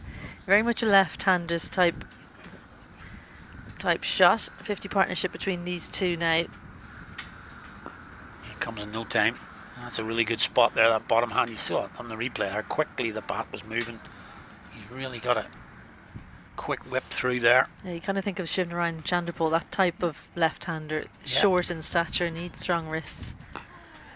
Pretty good bottom wrist himself, Andy McBride, the bowler, but we saw it in the pull shot as well from Craig Young, so it means that even if it's a little bit fuller than you're expecting on the short ball, if you've got a good strong bottom wrist, you can get yourself out of trouble playing the flat bat shots in particular. But yeah, Leinster Lightning, I mean, what you want is for it to be that tight that you can't afford one poor game. Good deft touch, another boundary in the over. This one's been a really expensive one for Andy McBride. 13 off the bat, 2 leg buys as well. Yeah, they're meant to be batting out the balls and let us have a chat here. Yeah, we just want to have something to talk about. But Andy Malburney, we've seen plenty of power from him. He's recognised, I think, another arm ball there from Andy McBride, and just used the pace to take it for 4. I don't reckon we're going to have a tea break. I reckon this is going to go right through. 14 overs gone, 92 for 1. Yeah, it's looking like it. As I said, we were talking about that initial game when the Knights had really got that 130 and 20 overs. They got it in 20 overs that day, and that's what separates the two teams there. You can see on your screen there Barry McCarthy. He's got a little niggle at the minute, so not being risked for the Lightning. Right on your screen there. Good to see Siobhan McBennett down. Leinster president. There's that wrist again, powering it away, just toying with the fielder in the deep. Well, he was a little bit circumspect at the start. It was Christopher Freitas, but definitely picking up the pace of this pitch now. Short one again from Craig Young, given the treatment. Yeah, he really is just pulling out the shots now. I wonder, does he play some tennis? It looks a little bit like a serve. He kept his eye on that though. He didn't take the eye away from it and watched it right onto the bat. In the end, he sort of ducked low enough that it was actually probably going above his head, but put it away. hear his confidence now. He's calling. He wants to strike now. He's calling 2 there. Looks like he's going to try and stop Balbirnie getting his 50 here, by the way. He's going. Nah, well, still another 33 required. He's trying to hog the strike now. He's trying to get to the 50 first. Himself, maybe. I actually think that was Andy Balbirnie saying come back for 2, no? May well have been. Had a very Balbirnie-ish timber to it. He's on strike now, 43 for him. Must be 1. Not the shot of a man who's trying to farm the strike. Not really. No, I'm being a little bit facetious myself here, I think. So yeah, I mean, great for the competition that Leinster Lightning. I mean, I don't think I need to say all going well today, but you know, cricket's a funny game. But all going well today, they'll get 5 points from this one. That'll take them up to 12 points, just one behind Munster Reds. Because Munster Reds can put Leinster Lightning out of the competition if they win next week against the Northwest Warriors up in Breedy, mind you. If they win with a bonus point next week, then they take Leinster Lightning out, and Northern Knights are the only team that then can overtake them because they're currently on 17 points. If they win at all, they don't need a bonus point, but if they win at all in that final game, they'll win the competition outright. But great to see it coming down to the final day in this IP50 Cup.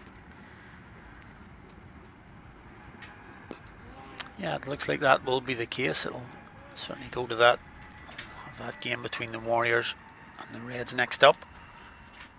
And the Lightning having not won those initial games and played pretty poorly, to be fair, in those first few games. To still be in with a chance of doing the double. They could win both trophies this year. Knights did that last year, and certainly the Lightning would love to come back and win both this year. Yeah, I think that shows the value of that bonus point system as well. Just yeah, I really like that. I like the bonus point. 100 up, 100 for 1, 15 overs gone.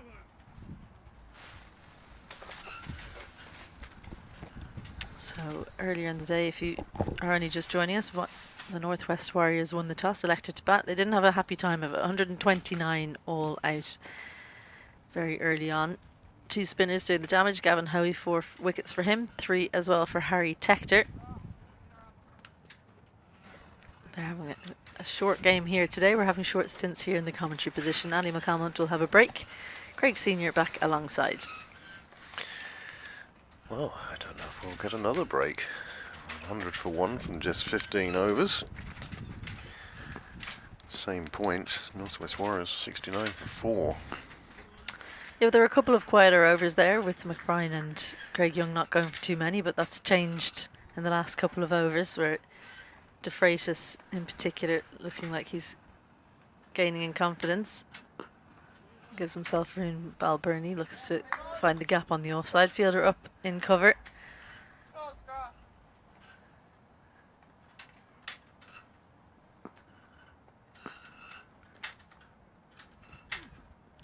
We were just discussing, I'm sure you could hear in the background, we were discussing the bonus point system here for the IP50 Cup and how that's added to the competition, because even if Munster Reds, well, regardless of whether Munster Reds win or lose next week against Northwest Warriors, now that Leinster Lightning have got this presumably a bonus point win here, that it does come down to that final game.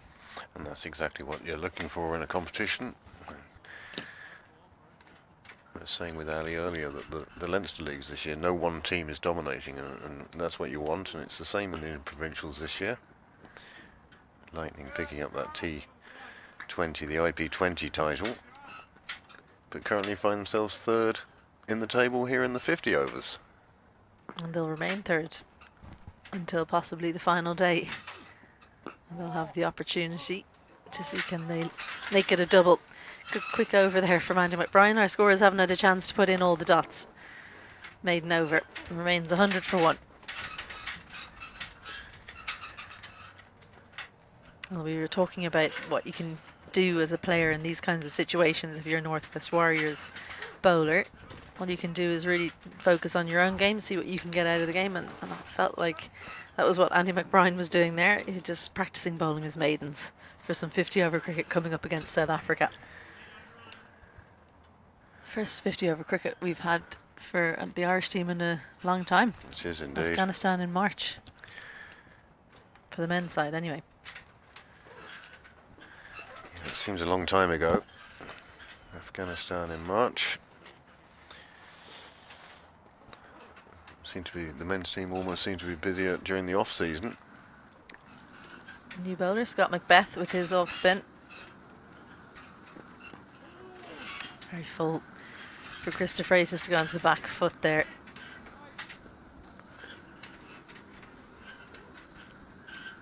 He was taking the initiative against the off spin of McBride. Will he be the same against Macbeth?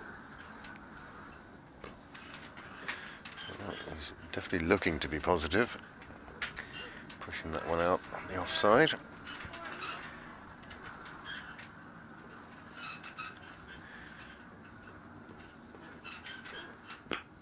Heave leg side goes aerial. No fielder in front of square there. The only man in the deep in square leg. And so it's 4 more runs. And we were wondering, was he going to take the impetus there? And he will. The step forward, turning this one into a low full toss and powered away to the leg side. And it's our own Ali doing the fielding out there. Manages to beat the point fielder in front on that occasion. We've seen him hit that fielder twice early in the over. Gets off strike. Andy Balbirnie, he's been watching largely, instead of watching brief largely in the last few overs. Sitting on 45, looking to score the first half century for Leinster Lightning in this competition this year. Squeeze leg side, and Doheny will do the fielding, won't be able to cut it off.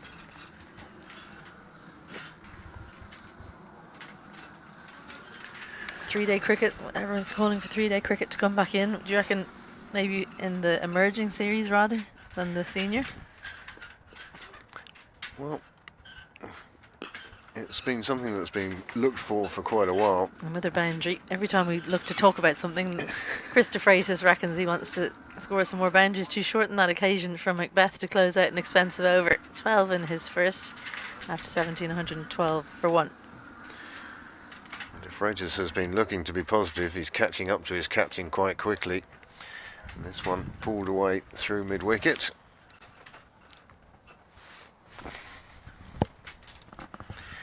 So back to the 3 or 4 day cricket.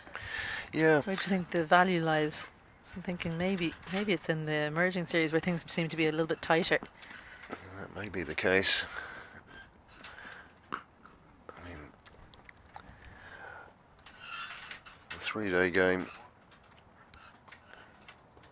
The majority of the cricket, certainly the men's Irish team play, isn't Test cricket.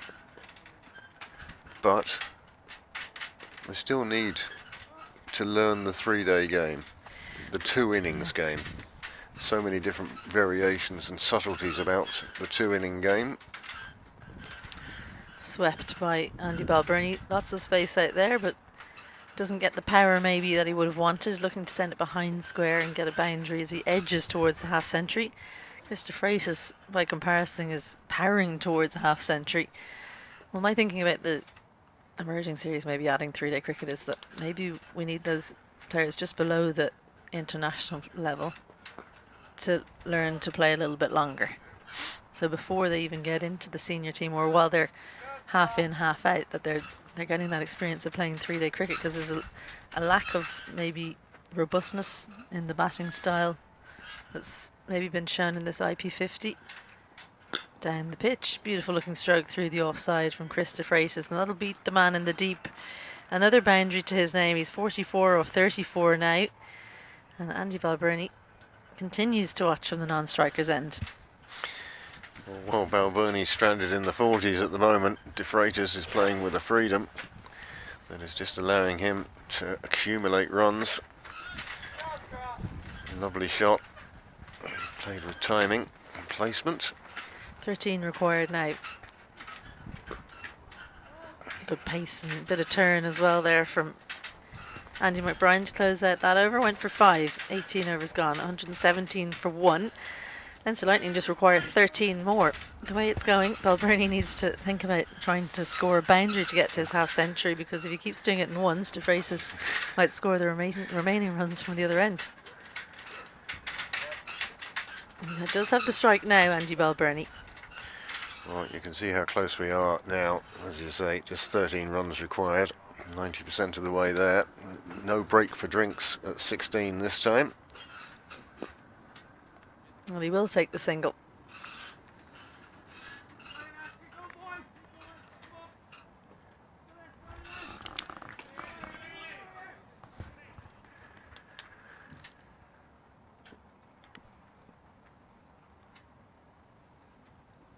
More flight as top edge. Fielder comes around underneath it, takes the catch. Not an easy one. Never are when you have to move backwards, but Jared Wilson kept his eye on it the whole way. Wry smile because he just had to take a turn at the end. So another Leinster Lightning player doesn't manage to make the half century.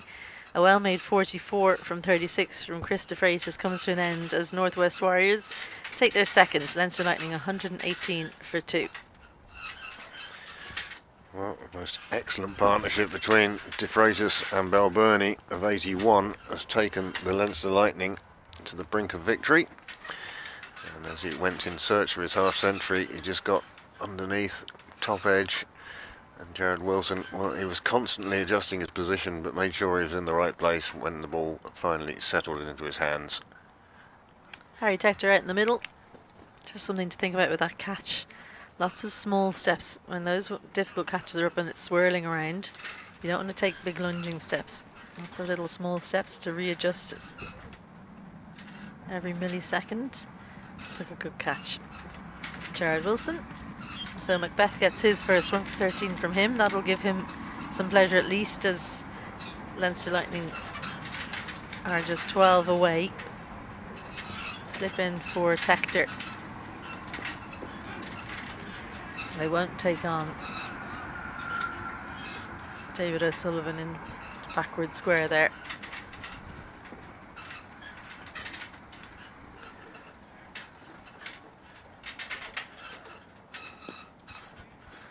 We'll get the single this time. Shy at the non-striker's end, but Harry Tector home safe. Now Andy Balbirnie has a couple of deliveries to see can he reach that half century. Don't think it's something he's too worried about, but it's never nice to get out in the 40s, as Chris De Freitas will attest to. Well, yeah, you get the feeling Andy Balbirnie's looking more at the 130 than he is at the 50. Harry Tector looking to take the single. Chance gone. Andy Balbirnie sent him back. It was never really a single. Gone to that fielder 3 times. And the throw was good.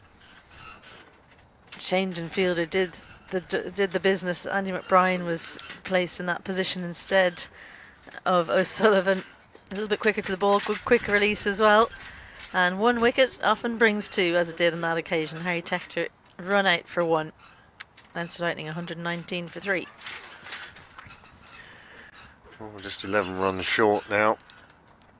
On this occasion, Balbirnie very quickly only took 1 step before sending his partner back. His partner had a long way to go, and Macbeth did well in collecting the ball and removing middle stump in the bails and sending Harry Tector on his way.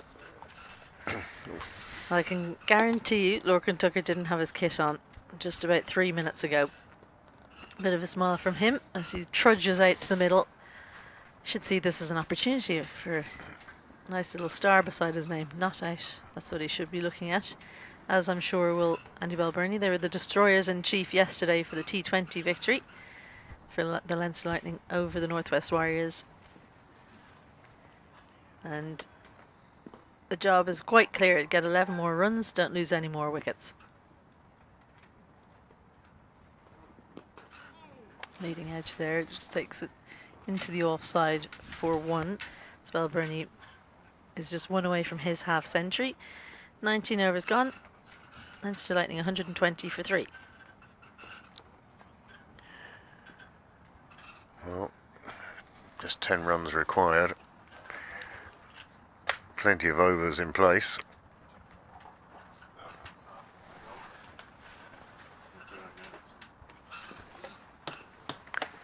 Andy McBride will continue from the St. John's end. He did have that one over, didn't he, where he went for quite a few runs, went for double figures, but been tighter than that, getting plenty of turn. Good desperation being shown by him to run back and get that ball. I don't think Lorcan Tucker or Andy Balbirnie were considering taking the single. Stayed a little bit low on that occasion. Andy Balbirnie throws his eyes to the sky. That was his chance. Still out there though. So has another one here. Fielder's all up on the offside. So Andy McBride, just talking about those little wins, he'll be trying to think, right, I don't want to be the one that gives him his 50.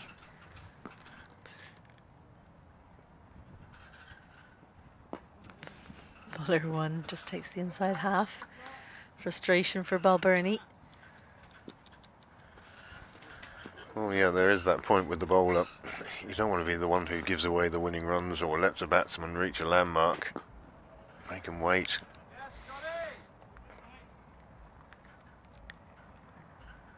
Five shots in a row. Andy Balbirnie just taking himself off to the side. McBride notorious for going quickly through his overs. Bottom edge just about misses the stumps, comes up, brings the 50 up with a boundary in the most inauspicious way. And he was probably waiting for a split second to see did he hear the death rattle. He didn't. Went in between the stumps and Stephen Doheney, who has a little smile, but cheers for the 50 for Andy Balbirnie. 53 from 73, 66 minutes. Well, it's been a captain's knock. He's just been keeping it nice and tight. Well, he's the captain of Ireland in the past, and of the Test team, but it's actually George Dockrell who's the captain for this one. 53 not out. It's been all around the ground. 9 fours, 1 6 in the innings. It's been more about boundaries than working the ball around for singles. He's run well though with his partner. Mostly it was Chris de Freitas. Was out in the middle with Tim Tector. Short time with Harry Tector, who took on the wrong fielder, but now it's Lorcan Tucker, who'll be facing up for his first delivery now from Scott Macbeth, who continues.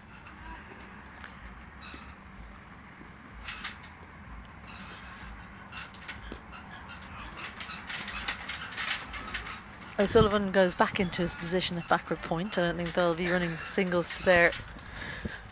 I'd be thinking twice or thrice about it anyway.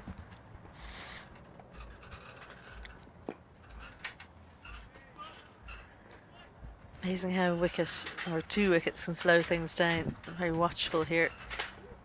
Lorcan Tucker. Just the 6 required now for victory.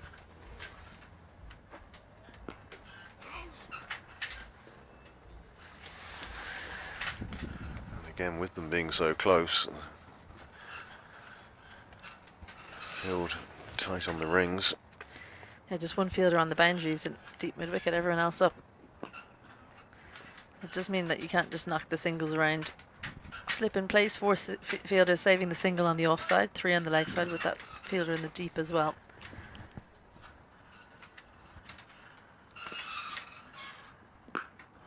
Launches it down, looks to launch it down the ground, doesn't get much of that at all. Lorcan Tucker, and another wicket falls for Leinster Lightning as they search for this victory. It does show you that it's not an easy pitch to bat on. Once you're in, you have to make hay, but Lorcan Tucker, a tortured few deliveries for him. Looked to win it with 1 shot. It's just 1 hit away for Leinster Lightning, but instead they lose their 4th. Tucker goes for naught. Leinster Lightning 124 for 4. Well, Tucker looking for the gardens at Park Lane. He was short of those by a good few yards. And again, the fielder setting themselves nicely. Solid base. Takes the catch. 4 down. Well, they made a joke about Lorcan Tucker wouldn't have had the pads on. George Dockrell definitely wouldn't have. Down at number 6, he would have been having a cup of tea, thinking about his lunch. But the captain coming out to finish things off with Andy Balbirnie. Definitely a case of maybe just handing the strike over to the set batsman at this stage, you'd have to think. Just 1 hit away, that's what Lorcan Tucker will have been thinking. George Dockrell from Phoenix Cricket Club, formerly of Leinster. finishes it, well, almost finishes it. He heaves it leg side for a boundary off his first delivery. A kind of a feeling of no hanging about from Dockrell as he gets off the mark with a 4. It's almost like the captain came out and said, "Will we stop this, please, and score the runs?" And he's picked up the first delivery, pulled it round to the leg side, 4 runs. What was a shorter delivery to give Lorcan Tucker his due, that he didn't get a delivery like that to dispatch. So 21 overs gone, Leinster Lightning 128 for 4. They're almost equaling what Northwest Warriors could muster in their innings, 2 away from bonus point win here. An important win for Leinster Lightning in their hunt for the double in Interpro cricket. Andy McBride will continue now. Clipped off the leg, but straight to the fielder at 45, so no run there.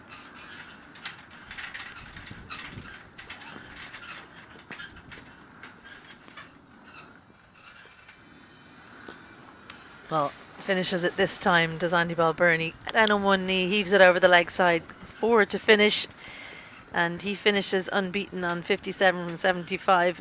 And a good patient knock from Andy Balbirnie, who made sure he punished the bad balls, kept out the good ones. By and large, was pretty chanceless, aside from that bottom edge sweep that took him to his 50. He's looked assured out there. Northwest Warriors not so assured. A disappointing close to this game for them. They've got one more opportunity to redeem themselves. That's next week against the Munster Reds up in Breedy. Make sure that you keep with us for the remainder of this competition, because it's going to go down to the last day. Well, these are the winning runs. Balbirnie spotting that one outside off and just helped it over to the leg side, over towards Cyril's way. And that concludes a fine, again using the word we used yesterday, professional victory from the Leinster Lightning. Set up by the bowlers, and the batsmen followed that up. Well, more thinking needed from Northwest Warriors ahead of that final game in their season, well, the final 2 games in their season next week. They'll take on the Munster Reds in the T20 next Wednesday and an IP50 game the next day. They could spoil things for the Munster Reds in that game, take away their chance at winning the trophy. A pretty happy Leinster Lightning team. Final fixture here in Pembroke CC, and when it comes to IP fixtures, there's a happy coach, Andre Botha. Happy assistant coach, and Dom Joyce. Cotter as well, did some good fielding over the rope earlier on in the day. Well, Northwest Warriors, they won the toss and decided to bat first. They hadn't had a good day here yesterday. Unfortunately, with the bat, their luck continued. Doheny coming into the side today, well, he was top scored with 30 and looked good at the top of the order. Some exquisite drives from him. But by and large, well, the batting never really got going. A lack of partnerships all the way down. Largest partnership of the day, 26 for the 6th wicket. But by and large, it wasn't what the Warriors were looking for. There are the partnerships. 22 at the top, 31 and 26 from Macbeth and Wilson, before Craig Young came in and bashed a few boundaries. Now the bowlers will be happy with their work today. 7 wickets to the spinners, 4 for 30 from his 10 for Howie. Harry Tector was 3 for 27 for him. He just about didn't finish his spell, took the wicket too soon. 1 as well, each for Hand, Wilson and McNally, as all of the bowlers performed admirably. McNally, the only one that was expensive. He went for 13 apiece in his 2 overs, but he took the wicket off his first delivery. So just 129 put up in 33.5 overs. Leinster Lightning went out with real intent. Balbirnie in particular was impressive with his shot selection. He waited for the poor deliveries, didn't look to overhit the ball. He finished not out 57 from 75. De Freitas was a joy to watch, 44 from 36 before he just tried to sweep one that was too full. And then there was a clatter of wickets as Leinster Lightning just couldn't quite get over the line until George Dockrell came in at the end to help Balbirnie. And they finished it off in the 22nd over, just 4 wickets down. Well, there are the partnerships, and of course the big one, De Freitas and Balbirnie, 81, which when you're only chasing 130, a massive, massive help. Those 2 partnerships at the top, nearly taking the Leinster Lightning to the 100 mark. But overall, you see Balbirnie in there from the start, had 5 different partners, and had partnerships with 2 of them really. The North West Warriors bowlers, they would have known once again that the total their batsmen had put up was going to be a tough one to defend, and so it proved. 2 wickets for Scott Macbeth, took those in the same over, and that was where the wickets fell at 18, 19, 20.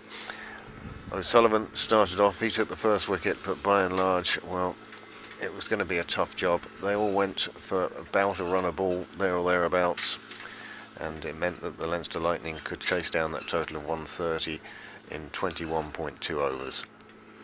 So it was all Leinster Lightning by and large. The bowlers performed and then the batters finished it off.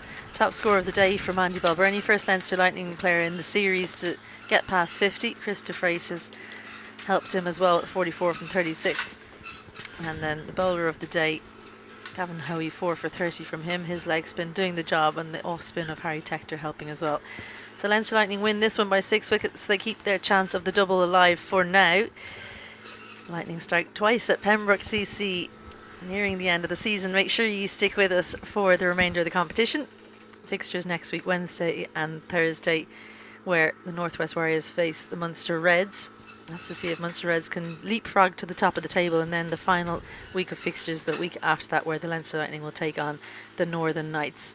But from everyone here, from HBV, from Cricket Ireland, myself, Craig Senior and Ali McCalman, thanks for listening, and we'll see you the next time.